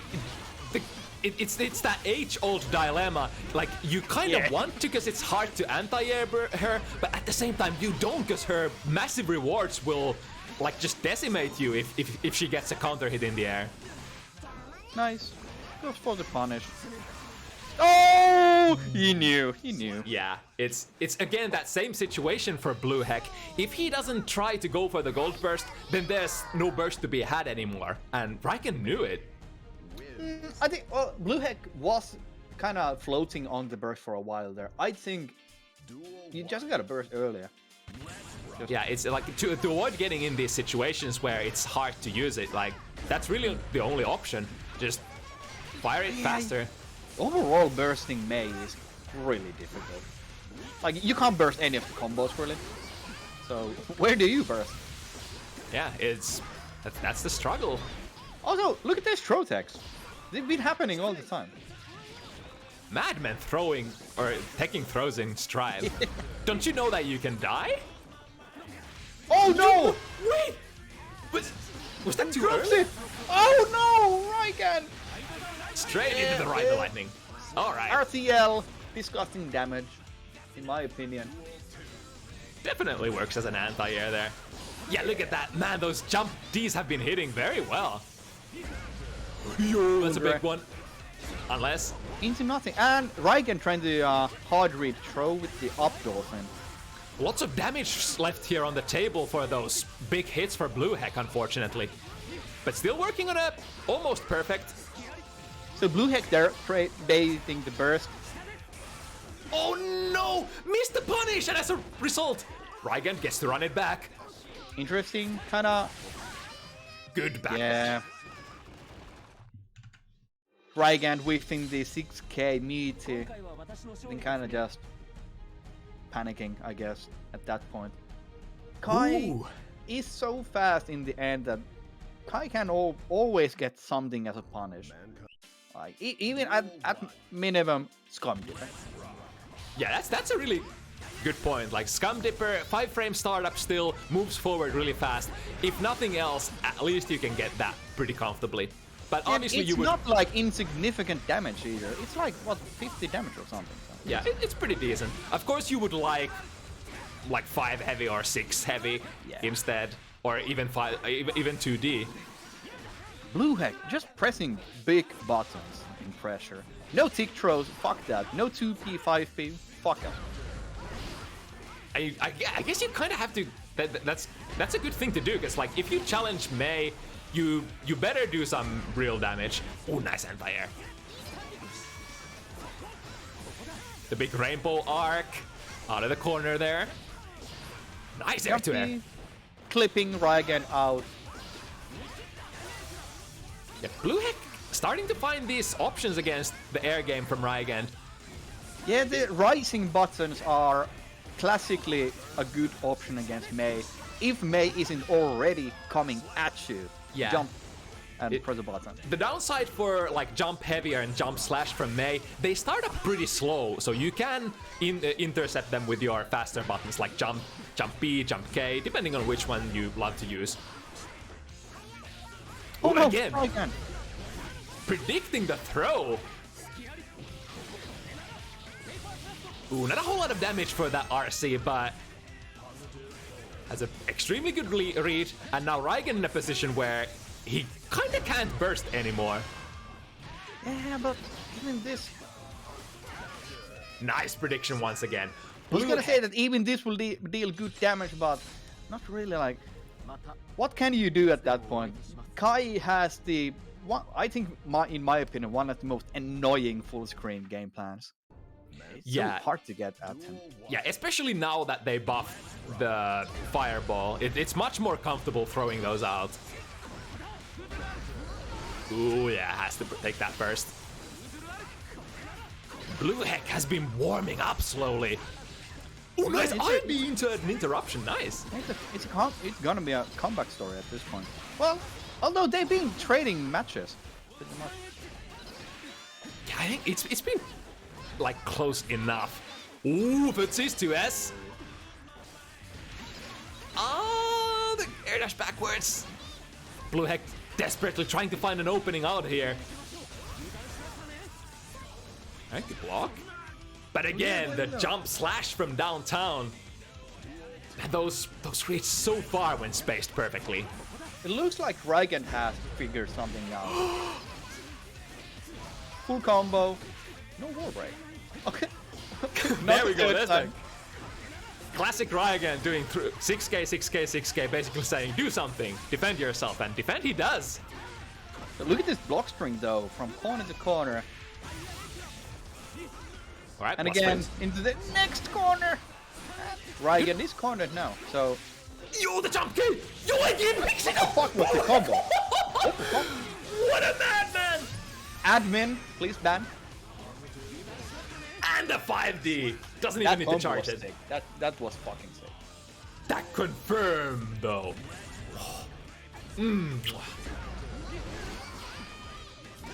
First into 6-speed. Ooh, shit. Yeah, ouch. Yeah. Oof, ouch, my bones. It's like, luckily for Blue Heck, didn't have the super there, but losing 2/3 of their life. That's it, dude. Yeah. Blue Heck is not gonna have a burst here. Bye-bye. Nah, see you later. That's basically what happens if you give Mei the startups in the corner that she desires.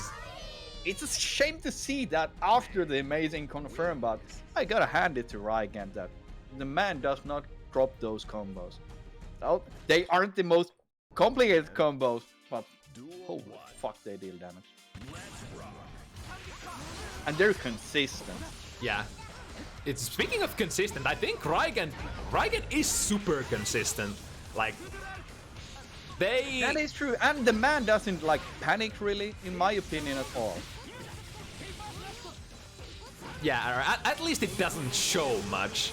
Yeah. Like you see the same consistency from Rygand's game, like from the start to finish, pretty much always, and I think that's one of his biggest strengths, honestly.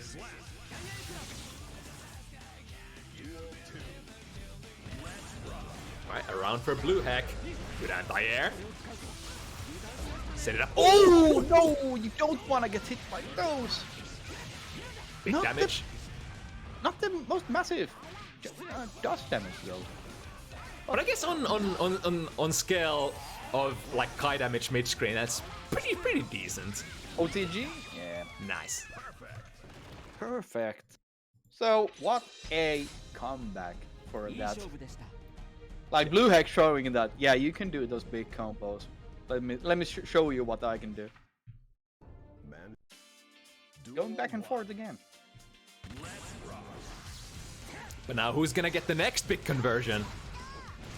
One hit away from decimating. Ooh, the footsie. Rygand has changed back into the 5H a lot.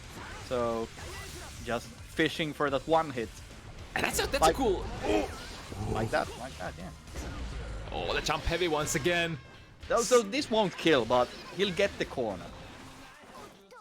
Nice prediction. Straight into the Dragon Install. What the fuck?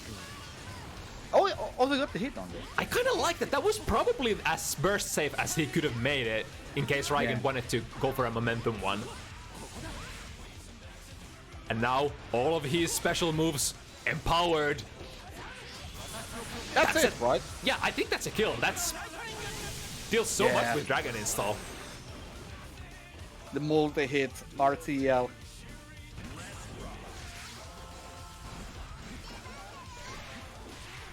Nice interruption, doesn't that? Rygand, but didn't get the right direction. So Rygand really forcing the issue. Wants the wall break. Blue Heck, no meter for anything. Rygand cruising with the positive bonus. has to spend all of his meter here. Blue Heck is gonna be so dry for a while.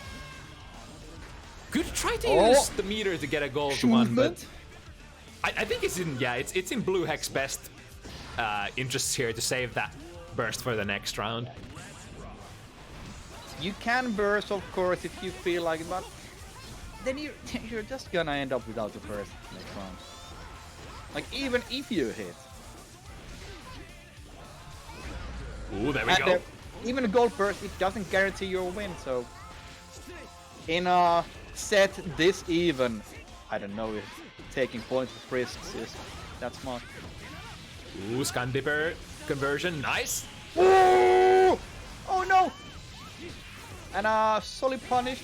No super to end the game though. But now a decent life lead. Rygand can't really trade anymore. Ooh, No, I said that he trades. But this is again the point where it's so hard to go in at Kai. The projectile game, too annoying, /annoying, random scum dippers. You just get hit by shit. Yeah, it's Kai's definitely one of those characters who you have to expect taking a little bit of damage on the way in. It's usually not an issue at this point of the game. Like, you have full HP, you get hit by some random projectile, so care. Yeah, who cares? But at the end of the round, the meta game just changes so much. Like Kai turns into zoner and it's so annoying. Pussies? Yeah, Blue Heck has been finding those whiff punishes with stun dippers so well. Oh, great trade. Oh! Oh my god. Talk about light flashing before your eyes. Rygand still gets it though. Oh, miss! Oh no!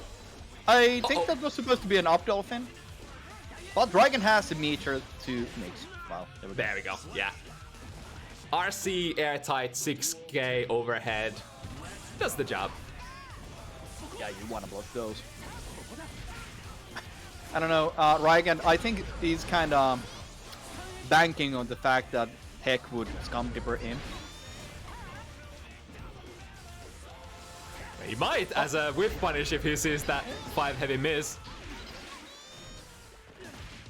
Ooh, nice response. Just lets Clean. land, gets a throw. And this time did not self-cross himself, so gets the wall break. Now this is gonna be big here.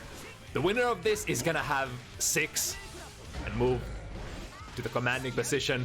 Blue Heck trying to not let Rygand have the advantage. Oh, a little too early! I wonder if that was on purpose. Ooh! The delayed gold burst. Does have an option heal for Dragon Install, but not going for Rygand it. has 50 meter. Drops the combo, gets the OK! Was that a backdash? I think it was an up dolphin again to bait the throw. Yeah. Ooh, that's Oh, drops the big too combo. far. That's a bit too far. I think Rygand has really, at least in this match, devolved into the 5H neutral. Oh, and no, punish. It's not really paying off. I wonder if Rygand was worried about the RC there on Stun Dipper. Ooh, that's gonna be. Oh, one less! Hey, he's blocking. That was extremely interesting. This is a bit scary also, because I don't know what really happened there. Yeah, that was very peculiar. It looked like a deliberate combo drop, but that couldn't be it. I think Rygand just dropped the combo and just said, all right, I think he might be reversaling. Maybe just didn't notice the burst situation or something. But with the right call, got the win. That's like a 200 IQ bait though. If you know your opponent is smashing DP or like super during your block strings, just abort the block string at a safe place and watch them with that super. Well, isn't that like the Galaxy Brain option against Leo players? Like, if they spam DP, you just kind of stop doing stuff. But I don't think Blue Heck has been spamming any option really. Kind of doing everything equal amounts, yeah, in my opinion. For sure. Should be the round, yeah. Blue Heck not phased. Not phased about Rygand's commanding position here, wants to come back.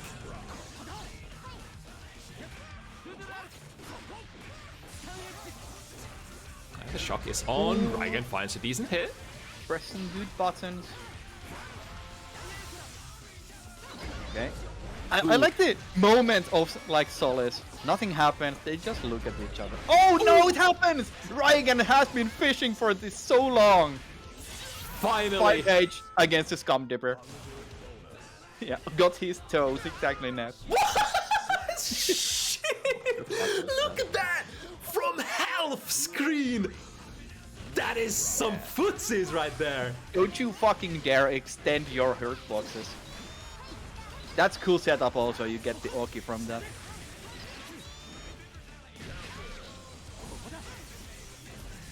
Set point for Rygand. Blue Heck will have to play the game. I think the 5H mind games have paid off now. Like, Blue Heck is kind of scared. Oh, there's the burst though! I get the punish! That's good. Okay. Full combo, gets the electricity that stays. Yeah, it does. It looks like it stays. Oh, I never considered that before. That's kind of cool. But now, danger, danger! Oh, yeah, yeah, that's. See you bad. later. That's it. Rygand clutching the win on the set point. And what a better way to go out than with a massive corner combo from May. Yeah, just showing it again that, man, you don't really get one a hit. Like, you can trade so many situations, but you... like, that happens, and what more is there to say? You die. Oh man, another very explosive tight one. That was an excellent set.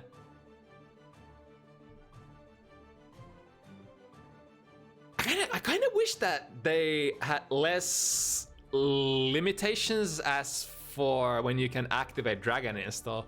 Dragon Install is such a hype thing for Kai.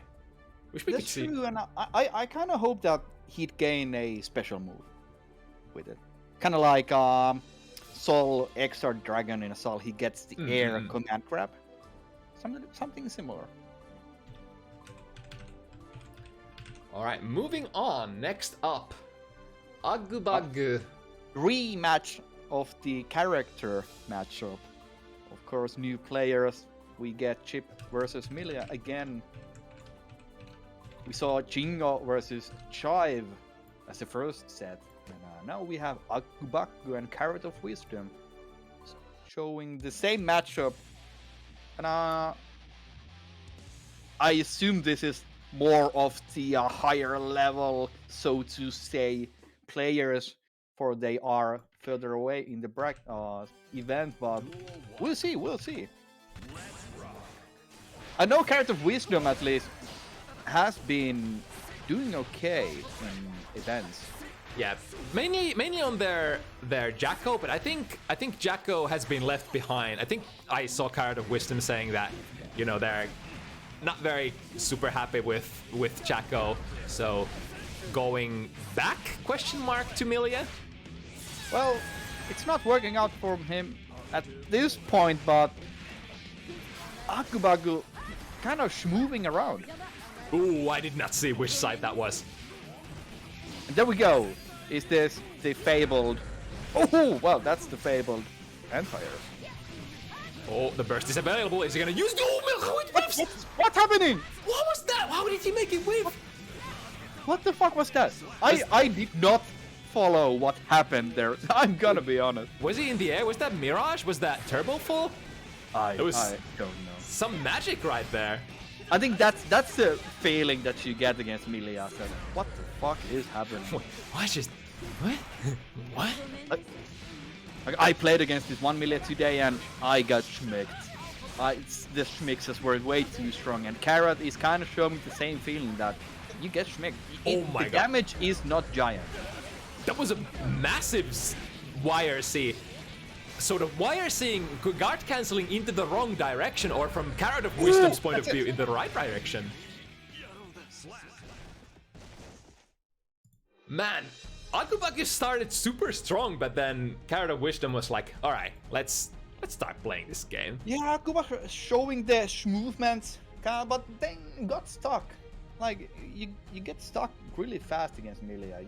You have to eat one Oki and then it just kind of peters out. Dude. What can you do? Speaking of being stuck, Yeah. say it isn't so, senpai. They are not stuck at least. Well, we have to again wait. God damn. At least it's the second match, so it's not like the decisive. But Yeah. who knows? What do you say? What do you call a decisive match? It's one of those fallacies of like sports that which round does count. Yeah, and especially when it's like small things that are hard to see, and as spectators, we don't really we're not able to see into the thought process, the decision making of the players. Maybe it's like it's just one little thing that ends up snowballing, and it looks much more decisive than it in reality is. Yeah, I'm sure there has been a lot of cases in like these FT7s where like the proverbial straw that breaks the camel's back happens really early. Something triggers you, like just fucks up everything you wanted to do. Your game plan has been ruined. They downloaded you early, and now you gotta figure out something new. That was another fast one for CarrotOfWisdom, and jumping back in. If anything positive, at least that, like you said, that disconnection happened during the, I guess, the calibration matches. Yeah. Let's see, did AgguBaggu figure something out during that set match we did not see? Okay, well, ending up on the Rekka. At least he figured out which way to block against melee mix-ups. Well, you say that now, but it's never easy. Yeah, it's Backdashing. essentially 50-50. And nice block there. Gotta expect the RC as well. This will hit now, but Man, that's so much damage on Chip. you get the Oki after. Ooh, that kill! Man, a No 2S into a whiff cancel too heavy. Gotta love that. Auto-correcting as well. It's so annoying to play against. Oh no! Whiffing the throw, but no punish. So, CarrotOfWisdom 50 meter, and that's it. Yeah. That wasn't even a combo. He just did the. He just did it. Shaker and hits it. So the shaker got buffed. It's not garbage anymore, but it's still not good, I assume. Yeah, at least this has according to melee players, it now has a function. Although I'm not 100% sure what that function is, because I'm not really knowledgeable about melee. Yeah. So it kind of seems that AgguBaggu just doesn't get a turn ever. CarrotOfWisdom is kind of just keeping the pace up. I say that, but I don't know. Even after the combo, Aggu lands a big combo, deals like 50% or so, and then it just nothing happens afterwards. Yeah, it's kind of like the earlier Chip versus melee matchup earlier. CarrotOfWisdom just sort of flows a little better. I wonder if it's some kind of matchups thing that two characters, both are movement characters, but maybe Milia is just better at it. I think it comes naturally for Emilia to, like, after, oh no, he wanted to avoid that big counter hit, but too high in the air. The Domi is strong in this one. Yeah, I think most of Milia's mid-screen combos are also ones that you cannot burst, because they usually have close slashes, and, well, you cannot burst them. Yeah, it's one of those buttons that's very, very hard to burst against. IV into a punish. Look at that. That's clean. Faking a cross up there. Gets thrown for his efforts. Oh, good blocks. Schmixing, but gets hit. The CarrotOfWisdom has been very strong on defense as well. Again. Ooh, yeah. See you later. Blocks the DP, RCs the DP, and gets punished. Oh no, do we? No. Do we go again? The one frame link into rematch. I hope your connection is fine though. Yeah, I think so. It's a connection issue. Yeah, I think it's just, you know, when the players hit their like perfect one frame link into the rematch, that sometimes just screws up the spectators. Streamer versus lobby 0-10 matchup. Yeah, that's true. I'm starting to believe that this matchup is just bad for Chip. Yeah, I do wonder. I would definitely love to hear like high level Chip players and Milia players different opinions. I would say like vanilla patch, I would have definitely given the advantage to Chip, but I wonder how it is now. Milia has been getting a little better. Chip has been getting a little worse. I think Milia players have gotten so much better, and Chip players, I don't think they have figured out anything new really. They got him some tools, they changed some in their patch, but Milia's, they just keep figuring new stuff out, the new Oki, and just, I don't know, maybe there's something to it. And CarrotOfWisdom again, just at least looking at the HP bars, just destroys it.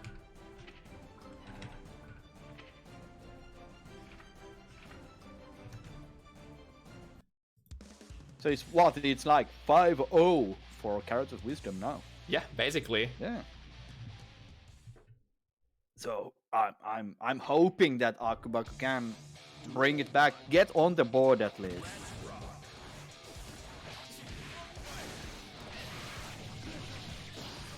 Ooh, hard reading the burst. Aggu doesn't bite there. Getting opened up from every direction. There we go. Good blocks. In the corner. Oh, instant burst. CarrotOfWisdom saying that I do not want to get hit. Let me do the hitting. Okay, Rekka pressure. The risk is building up. Oh no, that's it. Did not RC. Ooh, is this gonna hit though? Oh, but I wonder if he accidentally grabbed the wall there. Or is it automatic for... I think it's automatic, so... I think it's automatic from Alpha. So, Aggu had Nature. Which... Man. OTG... Oh no! What a shame! He did the right thing, but a bit too early. Aggu wasn't doing anything, he was just respecting. I wonder if that was even too early. I wonder if that was just Milia's throw range being so minuscule. It could be. Because that's the thing for both Chip and Milia. Because of their movement speed is faster than your usual character. As a balancing factor, their throw range is also smaller. So Aggu had the perfect chance to get on the board there. Then gets perfect. Again. I think it's really rare that Chip doesn't land a single hit on block. Yeah, surprising to see that like Aggu just doesn't have like just not able to hit buttons at neutral consistently against CarrotOfWisdom. Ooh, this is gonna be good. Will this kill? very close, actually. Oh, come on, Aggu! I believe, but it's... I don't know. Carrot just looking really clean. Just playing at spacings perfectly, choosing the right options for the job. It's like combination of strong neutral as well as strong defense. IB gets hit by the wreck overhead. Yeah, definitely. Oh, nice. Another unsung. Oh, that wasn't planned, I guess. Oh, I think this is good example. Carrot defending, no fear, just down backing. It's and like when Aggu is defending, he's doing stuff and trying stuff, but getting hit. Yeah, I would say even if it's not like the flashiest thing, I think CarrotOfWisdom's defense is carrying them so much here. It's one of the best things, giving him value in this matchup.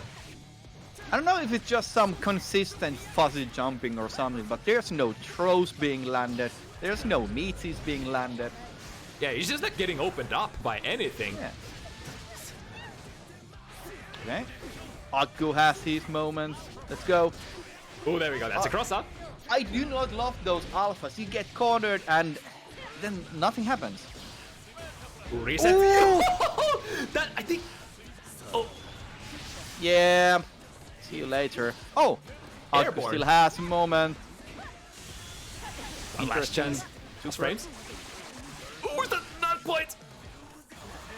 Oh! Oh, signs of life. There's the burst. Aggu with... No, he went for the double up. Not RCing that. I think he had the kill if he just RCs the low Reka, right? I think, but it was the set point. I think Aggu was kind of breaking under the pressure there, not keeping track of their meter. Yeah, that's a shame. That's a shame. They had a couple places there where they could have clutched it out. Yeah, it's tough for sure. CarrotOfWisdom being a very, very strong player.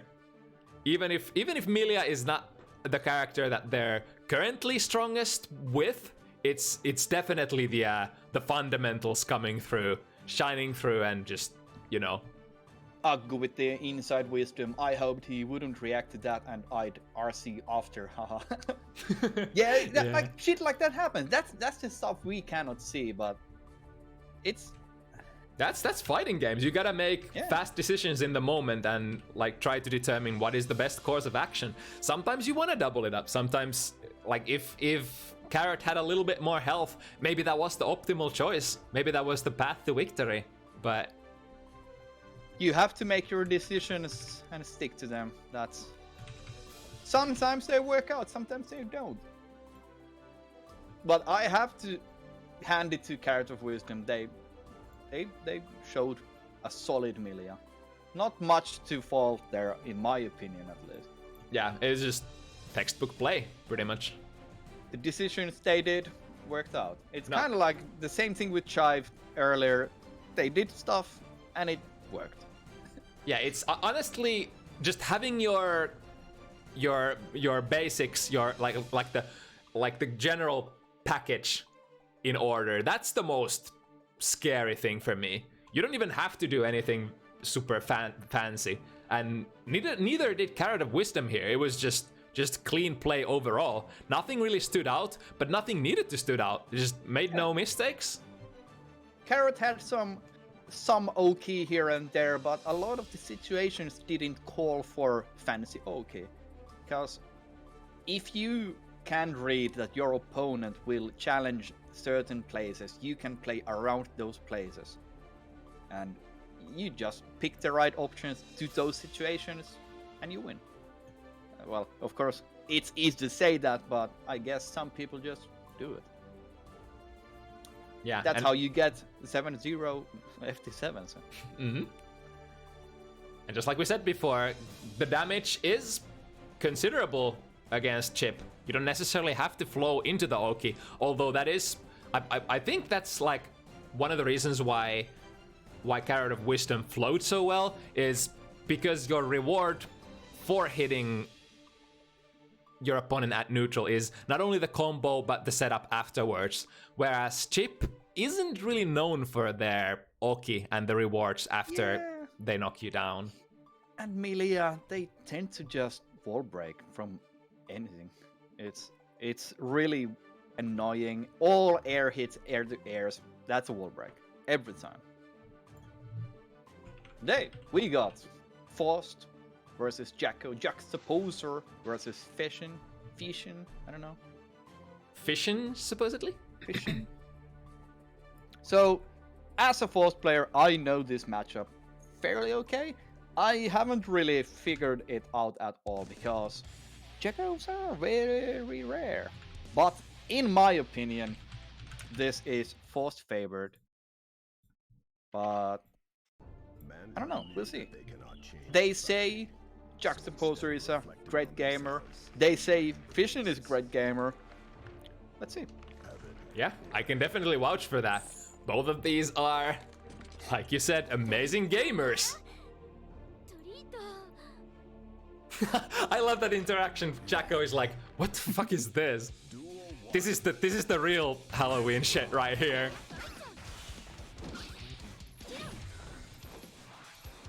So there's a lot of cases in this matchup where, for example, is Faust does the drill. You go through any thrown minions, but you lose every time if Jacko presses 6H. So it's a small RPS there. I guess and this also happens, Rere neutral goes through the thrown minion.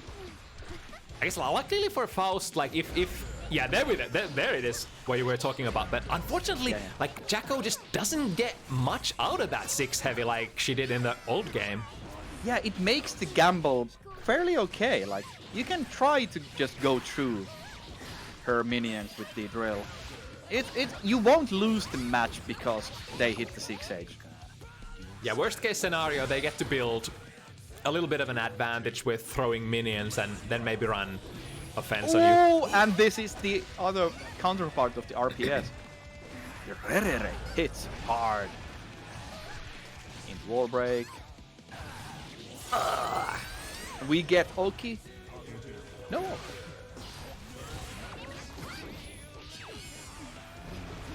Ooh, has to RC that. Into the fast low, one more for the road. He has the meter, he's so much meter. Ooh, air blocking the dust has to respect afterwards. But the classic net play unblockable, aka 6 heavy from Faust. Yeah. And Faust so tall, he gets hit by 6H. Ooh, that was nice. If that back teleport, if that teleport whiffs, that's an easy punish. Yeah, that's a really big deal for Faust. Nice immediate burst from JuxtAPoser. Wants to keep this position. I like the fusees. No, neither player is really committing to anything. Nice confirm on the counter hit for JuxtAPoser. And gets hit for his troubles. Yeah, went for the close slash. Yikes. Meaty. Lots of damage for that Elysian driver. Ooh, interesting hit in the air. Out of minion meter. Now, this is... Ooh, it was JuxtAPoser's chance to get in. Jacko had... Fecian there had no meter to use the minions. Gets clipped by the projectile.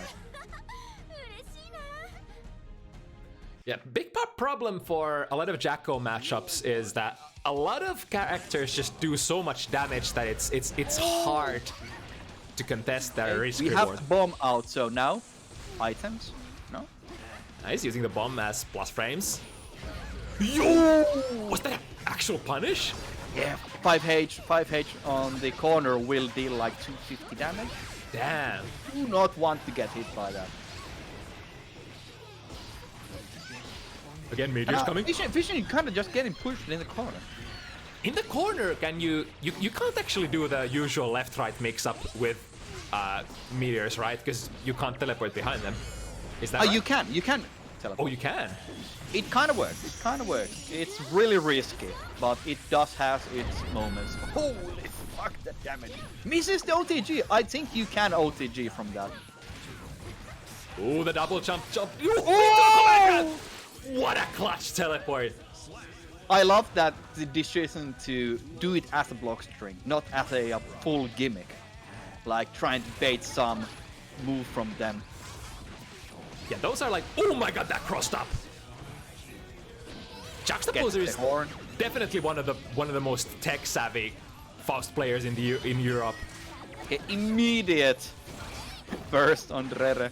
Yeah, I can kind of respect that because historically Rere like not only does a lot of damage but builds a lot of meter for Faust. So denying all of that is. So that's important. One thing. 4 6p is insane in this matchup. Jacko wants to jump a lot, but 6p its reach is so high. Yeah, that sort of abnormal 6p doing good work, and I guess. Ooh, there's the snipe. There we are. Man, was that the first? That's the second one. Who did the first one? JuxtAPoser, right? Yeah. All right.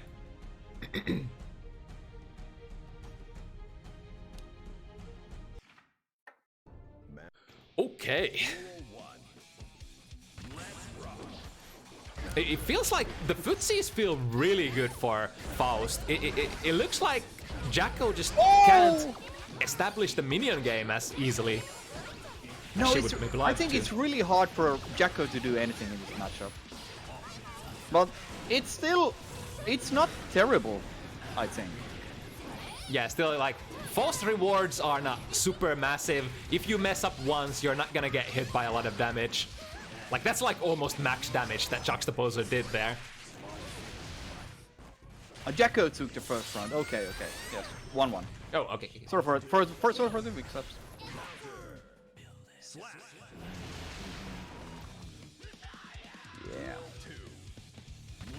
Yeah, like, it just seems like JuxtAPoser is running over Fecian. And a lot of these places, I think Fecian is trying to struggle, trying to do something, but it's kind of hard when JuxtAPoser has a very strong defensive position. Good footsies doesn't let Fecian get started at all. And this is a matchup where I think Faust just has better buttons, which is kind of rare for, like, in terms of hit and hurt boxes. If Faust presses a button, it's usually gonna beat the button that Jacko plays out on the field. Yeah, honestly, the type of character Faust is, that's how it kind of should be. But it is slightly unfortunate that a lot of matchups just don't work like that anymore for Faust in Strive. And I think especially it's the case that Jacko kind of got screwed over. Like, she kind of has amazing buttons, but they're just missing something. The certain something. It's like either rewards or like it feels like there is definitely something missing for her rewards. Like, either you should flow better, you should get like more opportunities to go for a better Oki, or your damage should be a little higher. And JuxtAPoser is showing consistent safe jumps.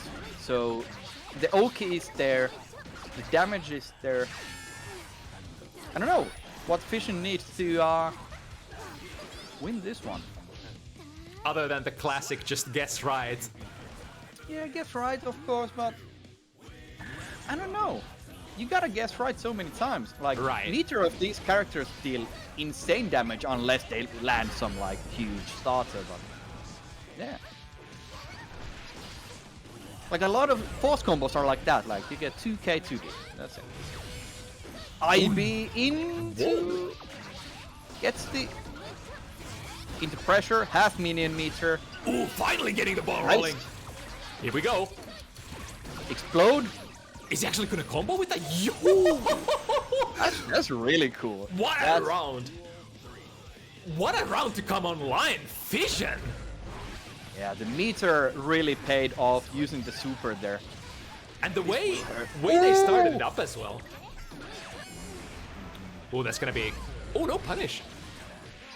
Yeah, you can go for the gamble and try the throw on the punish, but that's never guaranteed. And yeah, JuxtAPoser just wins. I don't know, like... something has to be done by Fecian. Oh no, did it happen again? No. I think it did. No! Arxes! Give me my lobby! Why you do this to me, Arxes? And it did not take more than like 10 seconds. And JuxtAPoser is already dying in the cab. Damn, how did that happen? I wanted to see that. Yeah, but honestly, both characters, if they land one massive starter, they will deal giant damage. But mostly it's kind of getting hits here, hit there, get safe jumps. Both characters get consistent safe jumps. And both characters gain a lot of momentum with meter, so getting the wall breaks will pay off greatly. Yeah, to get crate rewards consistently as Jacko, you kind of have to have the 50 meter for the super. Otherwise, her combos, like other than like very specific combos in the corner, like for example the soccer kick loops, she's like rather restricted. Yeah, you gotta land like a giant frame trap or something to actually get a big combo. And because the combos tend to be tiny, you don't get the big combo if you do land a big starter, because the wall is already damaged.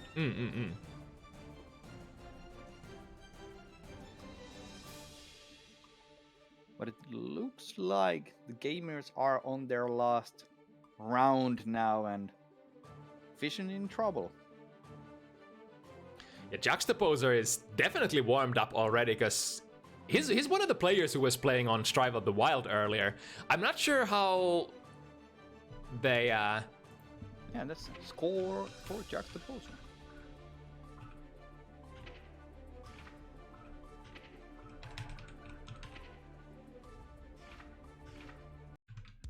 The last I checked, all of the three competitors who are participating today on Bounty Hunters, JuxtAPoser, Noktron, and Gideon, all of those players were top 16.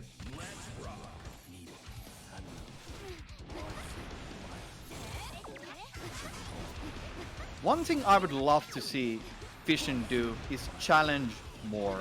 It's the one thing I always say as a fourth player, that you gotta challenge. Force is so minus, and every point, if you challenge, you can do something. It's kind of like I was saying about Goat Lewis pressure, that you have to do something. But opposed to like Gold Lewis, like you're actually not gonna get punished that badly against Faust. Like the most damage he's gonna do is something like 100, and that's it. Although it's the case where if Faust gets some items out with bad luck, you're kind of screwed. Alright, gets a snipe. Here we go. Prepping the corner position. Clean! He did the minion hit as a frame trap. Again goes for the throw. Is that like when oh, nice 6p. Like, you can go for the throw, but it will never be guaranteed at all. The way but 5p will punish mix. The way JuxtAPoser is setting some of those mixes, is it like when it comes from a particular angle, it's not very punishable, or? There's a certain air movement you can do to make it safe-ish, but you don't want to go for the throw punish on it either way. You kind of just, the worst case is that you press like 2p or 5p and it gets blocked. But because Faust is gonna mash like backdash or some shit.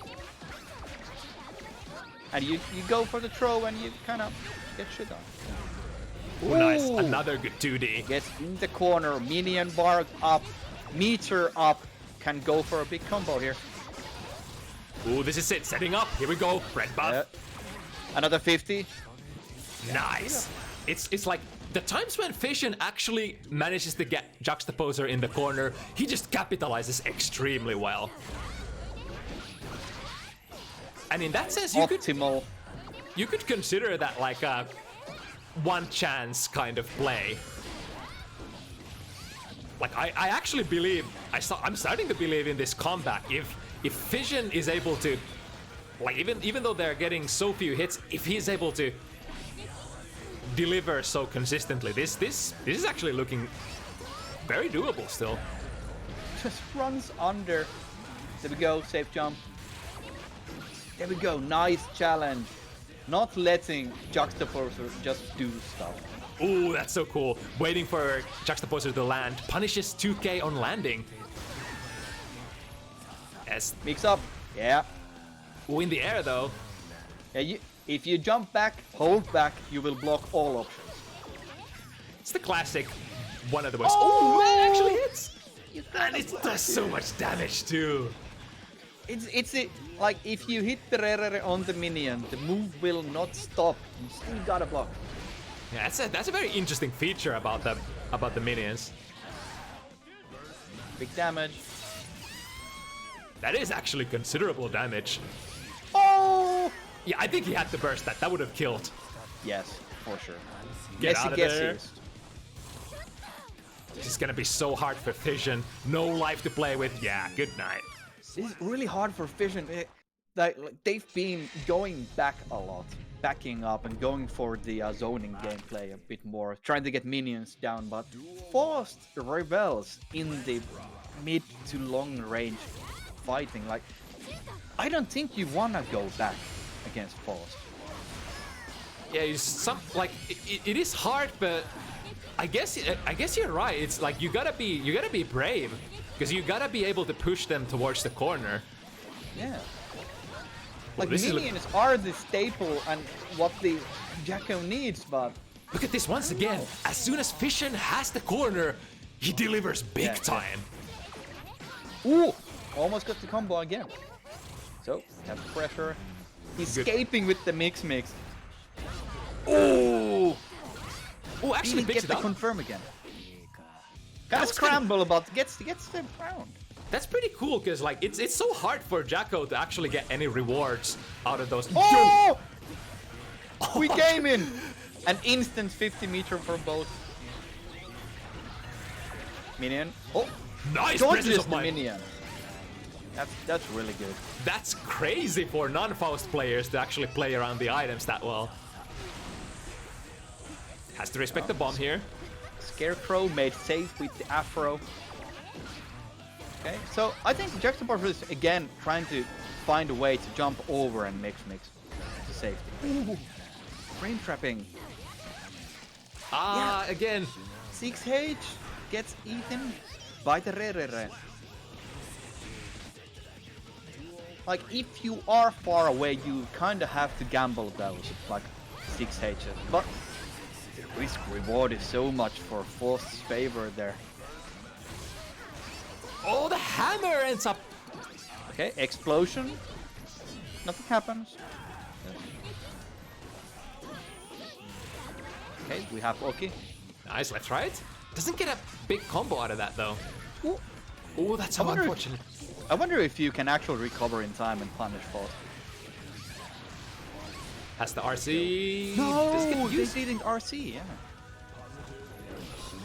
Yeah, that's it. That's I guess that's another way to whiff punish that 6 heavy as well. Yeah, overall, if you teleport and the opponent was doing anything, you can always throw them basically. Because the PRC will slow them down. Clean 6P knows that you can 6P it. That's an important one as well. Like 6Ps push the opponent back. Even if you don't get a massive combo, they push the opponent towards the corner. And I feel like that's Fecian's basically checkmate condition. He needs to push JuxtAPoser into the corner and then establish the minion game. Okay. Again goes for the throw. Interesting. Well, yeah, I think maybe like going for more 6Ps and just trying to push JuxtAPoser into corner where you have been doing great might be the best option. Yeah, it's like it feels the most natural kind of adjustment. It somehow just needs to. Here we go. JuxtAPoser We're mashing some 6-piece there. Trying to get the edge. But wait, what about 200 IQ play? Back yourself into the corner and then try to cross them up somehow. Well, at least for me, I don't think Faust really has to panic if they're in the corner. Right. If you get some items out, you can do pretty okay. Oh, that was so weird! The bomb back whiffed as long as Fecian was crouching. The explosion hit. Okay, we have JuxtAPoser with 100 meter. They can. Oh no! Yeah, That's optimal. Damn, That's Fecian actually gonna do so much damage. Fecian hoped that they had just a little bit more so they could have activated the buff there. But just didn't have 100 it. meter spent. Both characters will. Oh! Was that chip damage? I think it was. Yeah, used 6 heavy to bounce the minion forward to deliver the last blow. Not letting the set go to waste. Oh, we're still in this. Has to push forward so that the bomb doesn't get him. Minion Position. meter going down. Oh, didn't respect the incoming meteors. Banana. Okay, we have the horn in play. It's thrown. Do we go for a safe jump? Yeah. Whoa. Into. Ooh, going for the kill. No, the Afro! Afro explosion did less damage than a bot. And JuxtAPoser on set point here. Another thing is the 2 heavies for Faust. JuxtAPoser just seems to be hitting 2 heavy after 2 heavy. What is Jacko gonna do about that? Oh no! He's getting goofed on. Clawing, gnashing. They tried 4th time. Oh, I the think- explosion! Can't go for the super here too high. Again, they did RC though. It could have killed, I think. And there we Oh, are. there it is Reading. once again. Hard grade teleport PRC. I think JuxtAPoser kind of showed that you gotta work hard as Jacko. In Yeah, the man. last grab sequence was trying to backdash, didn't come out. Yeah, if you do it too early, or with the wrong timing, you get normal dash, so you don't get backdash. That's crazy because like one of the only options that Fecian was like had some decent success getting in was the 2D, but at the same time JuxtAPoser was so tight, didn't let that slide very much. Just being ready with 2 heavy, counter hitting Fecian out of pretty much most of their approaches. Yeah, and if you think about the like rewards in that matchup, like Jacko has 6H and 2D, but neither give Jacko barely anything. And then you compare it to Faust's Rerere and 2H, which both they give a lot, and especially 2H if you hit counter hit, you get the full combo, mix into a pickup, into a wall break possibly. Yeah. So I don't know, that seems to be really scary for Jacko to do anything. All right, moving on to the last matchup of the evening. The other big one that I've been looking forward to. Noktron, as the previous 2 players, has already been playing lots today. Didn't have time to watch all of their Strive of the Wild games, but I think... Who did they beat? I think it was JuxtAPoser and Gideon who both had a win against Stegy. But Noktron made it pretty far as well, at least top 16 the last I was watching. Yeah.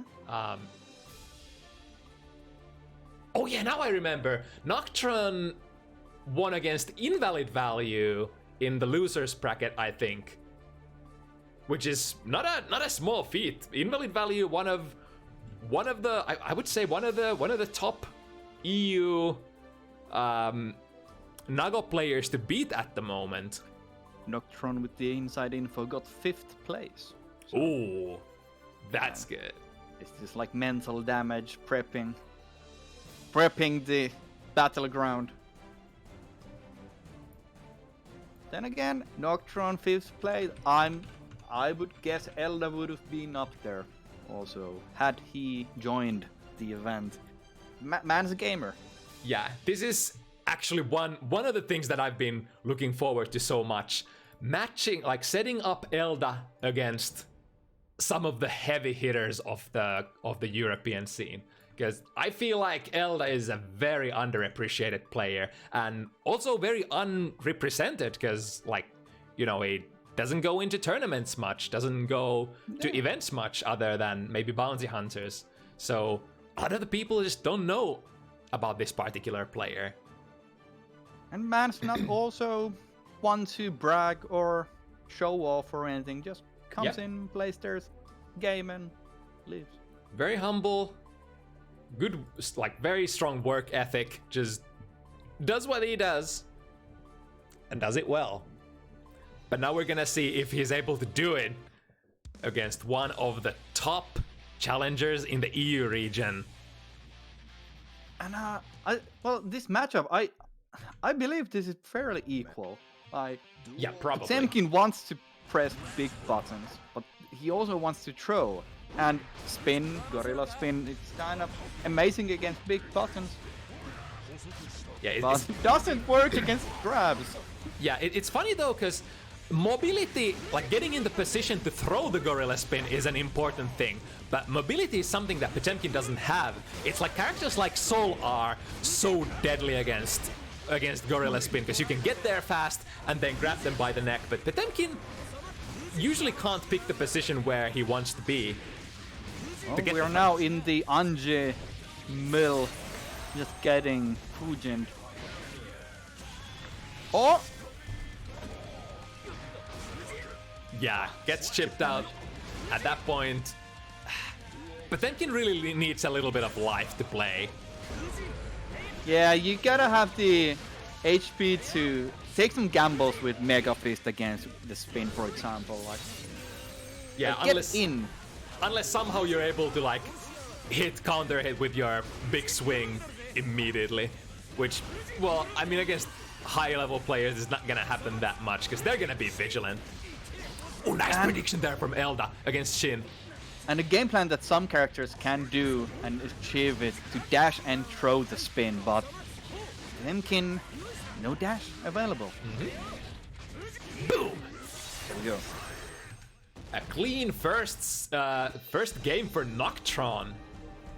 Yeah, didn't give Elda any chances to do anything. Alright. Fairly one-sided first match, first 2 rounds. But we know I that saw Elda trying, whiffing some buttons here and there. And Elda is one of those players who is probably a slow starter. Probably needs to gather a little bit of information before getting ready to go, so to speak. There we go. Back Mega into full combo, dealing like 40%. Oh, nice! Goes the PRC. Now, Noktron has the meter to do, for example, the reversal super. So.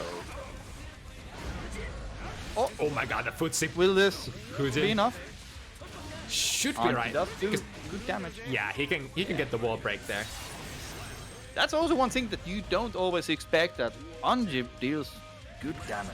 Yeah, and consistent wall breaks. It's easy to forget because most of the top damage characters are also like top tier characters, whereas Anje is like somewhere around the middle, but you tend to forget that like good hits on Anje deal a lot of damage. Nice. Throws on reaction. You can't do those hops if your opponent knows to throw them. Okay, uses the RCs to get in. Yeah, Elda kind of has Elda to burst that. had to burst. Now they are. So Noktron kind of scared of spinning. Ooh, interesting. Didn't get the shield though. That's a shame. I wonder what the thought process behind that reversal super was. Because Elda was going for Oki there. I'm sure he wanted the actual shield to come out. With the spacing, I think he was a bit too close. What is that read though? I feel like that was some sort of a hard read, but I'm not sure about the interactions. Well, you get strong Oki with the shield, of course, but might be some giggles happening. Mind games. So okay, gold first. Nice backdash. And just like that, half of your life gone. Yeah, you can't be blocking those Garudas for a long time. It's no Behemoth Typhoon, but it does chip. Uses the RC to extend pressure, but nothing really happening. Ooh, gets away with the missed claw. Ooh, no RC there. Touches the armor, but Noktron. Old players with the meter. I think Noktron has That's this gonna now. kill. Super. Doesn't even need super. Man, what a comeback from Noktron. That was very early, like 80-90% damage done. Ooh. Yeah, 2S counter hit into Buster. Say hello and goodbye to your 50% HP. Uh-oh, yeah. Touching that armor with heavy buttons. Flicking the projectile. Alright, chooses the This cash is out here. disgusting also. You get the full combo from Mega Fist PRC. Nice, one more. Oh my god, that's big. Hitting the raw core. Into wall break. That's so much damage. No wall break yet, but gets a throw. This I is like now that. a kill situation. Yeah, I like that. Yeah, with the RC. There we go. He set that up perfectly. Yo, it was such a magnificent play to not break the wall there. He set it up for the corner pressure and a kill on next turn instead of taking the wall. That's... Choosing the throws is a strong option there. It increases the chances of it being red, of course, because the opponent will recognize the fact that the wall is going to break. Maybe the opponent will throw me. But it's worth the gamble. You get one throw and then you're set up to win. A very strong start here on game 4 for Elda. But again, Noktron was able to make this comeback before if you let him out. Noktron, so I was going to say so meter starved, but lands the gold burst. Oh my god, he's here to play. Well, that's the 100 meter. That's the meter to... Oh, surely. Oh, yeah. Oh, Potemkin. Oh, never mind. Oh, yeah. Okay. But yeah, the basic Anju gameplay always get some meter, do Fujin pressure, and just PRC, and you're in the corner and ready to do big damage. Ooh, good prediction there with the instant air dash. Okay. But Elda, you better not test Elda's reaction times, because those are something that this man has. Again with the PRCs. Oh, hopping around. This is a slugfest of a match and set. Elda has a lot of good reads here and there against Hujin, but I think like he's not playing maybe actively enough. I think more disrespecting is required for now. Kind of letting Noktron do their thing, but that's also an Elda staple.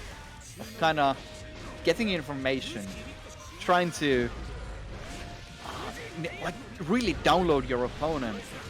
Yeah, and it's kind of counterintuitive for players like Elda to sort of contest a lot. Like Elda's a very defensive player by heart, I feel like. But like Anji is a character, of course, that you cannot really let them do stuff. Noktron, you dog! Look at that. Footsies from half screen. What a whiff punish into a hard read on the burst. What on earth? And it seems like Noktron kinda is always having meter enough to do the Fujin, block string Fujin, PRC, block string Fujin, and now Elda's in the corner. Yeah, he's just flowing so well. I think it has to be the amount of gold bursts landed. Yeah, that's but definitely. it's It's like every other round Noktron is getting the gold burst, and even if after the gold burst he gets demolished, it's no biggie. Gold burst recharges really fast. Yeah, You're gonna have so early. You're gonna get back. Yeah, he's gonna have another one for this round.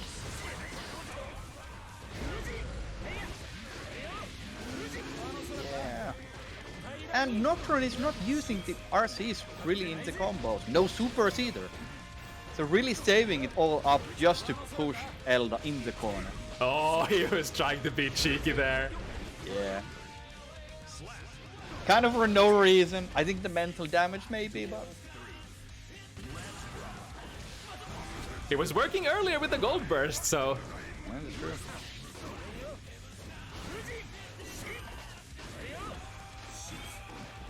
I think Temkin might be able to far slash the jump fan throw Fujin on reaction, maybe. Potentially. It's a little bit on the slower side on the startup. Yo, what a whiff punish.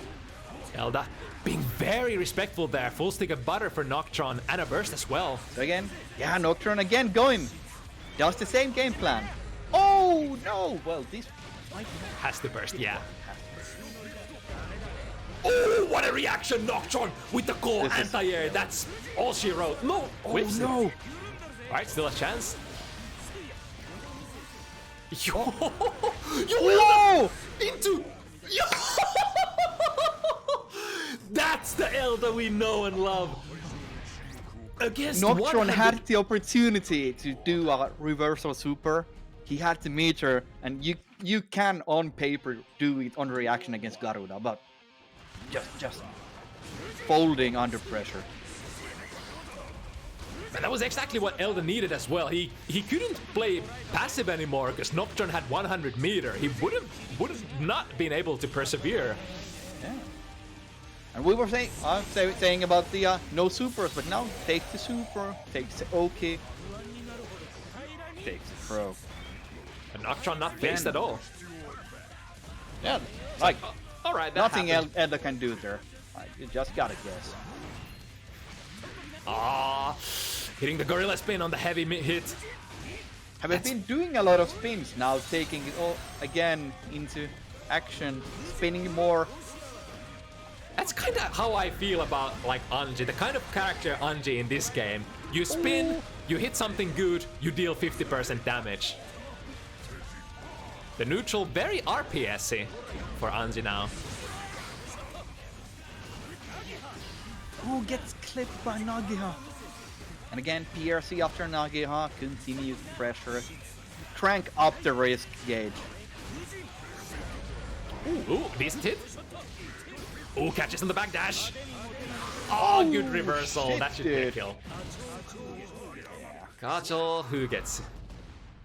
It's such a big disadvantage for Potemkin to not be able to move around and dictate more where the sort of mid-screen footsies with the Hujin happens.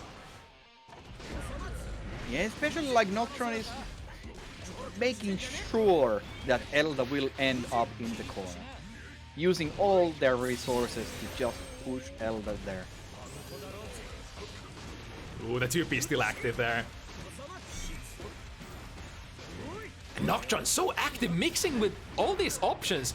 Generally, like butterfly block strings, a very slow thing to cancel into. Nice block on the overhead, but the second one! Oh! And Elda can't justify a burst here. Oh, wait a minute. Wait a second. Garuda. Oh! Yeah, you kind of want to burst that one, but... No, the wall damage! I think maybe with a super. Ah, there we go. Speaking of great comebacks, Yeah, it happened so fast, but Potemkin steals rounds really strong. Nice. Okay. You're not the only one with armor here. Okay. All right, read, but didn't quite reach. Man. So now at this point, Noktron doesn't have the 50 meter they usually use to push Elda. So what will they do? They've been losing this now. Is Noktron really reliant on meter for their gameplay? Yo, there it is. There it is. Noktron hasn't like missed a single spin, but now Elda delaying the far slash, just waiting for the gorilla spin to end, go into recovery, get a counter hit punish, bam. Even if you can't get into the position to throw the gorilla spin, you still have the option to delay your strike. Again, with the gold burst. Ooh, gets hit. Don't want to see that happen. Nice. No full punish either on the Whiffed Buster. So no, Noktron, no burst, no meter. Elda with the burst still left. Okay, Noktron 50 meter. Oh. Just tip tap tip. Tipping toes. Pressure is never ending. There we go. Ooh, and a big punish as well. I think Elda was scared of the reversal super, so they tried to do the buster on Oki. Man, that's so tricky. Anji with the jump D, complete like very Sin Kisk type of jump D in that sense. Halting your air momentum, being able to evade their grounded anti-airs. Okay, Elda has the momentum. Lands Garuda. Again, Noktron, without meter, not as scary for Elda. Nice. Getting this Kara Mega Fists. Ooh, that's a kill. Bam. That's it. Yo, he got deleted. Again, getting in that corner position and into that Garuda range. It's one of the best positions to ever be in as Potemkin. Oh! No full combo, that's far from the corner. So, will Noktron... Yeah, burst. Oh, that was a good burst. If like you would spend the burst anytime you can get out of, like if you can get out of that Garuda situation. Oh, what was that? Scramble, oh no. BRC into getting thrown. Elda was like, none of that shit. Get down. Out of the sky. Yo, it's happening. It is happening, Elda. Download The very slow start, but now we're seeing signs of life. And it's not too late yet. Elda can drop 2 still. And he's closing in. Forcing Noktron to use their burst as blue bursts, not gold ones. I think, yeah. Yeah, look at that. Making changes. Now, not letting everything just go by. Oh, wow, that You combos. can do that? I didn't know. The first time I see that, yeah. Yeah. Yeah, RC into. Take this, Garuda. Both players barely with. Oh, nice backdash. Into a kill combo. Fujin hop, such a risky move. Gets countered by so many things. But you gotta try stuff out sometimes. You can't go stale in your options, especially against Potemkin. I feel like the reason why Elda is a little slow on the RPS on some of these Fujin options, he's probably looking for very specific ones and looking to just, at the expense of like playing the whole kit, just being super good at countering a couple ones. Well, it's usually the hop that's the one that you learn first, because it's such an obvious one to counter, but it's usually the one that's the most rare. Oh, nice. Again, Noktron opting to restand here instead of taking the wall break. Oh, that was no! Oh, will this kill? I think that's enough. Call Sejam. That Will should it be kill? enough. Here we go. Break their back. Bassa.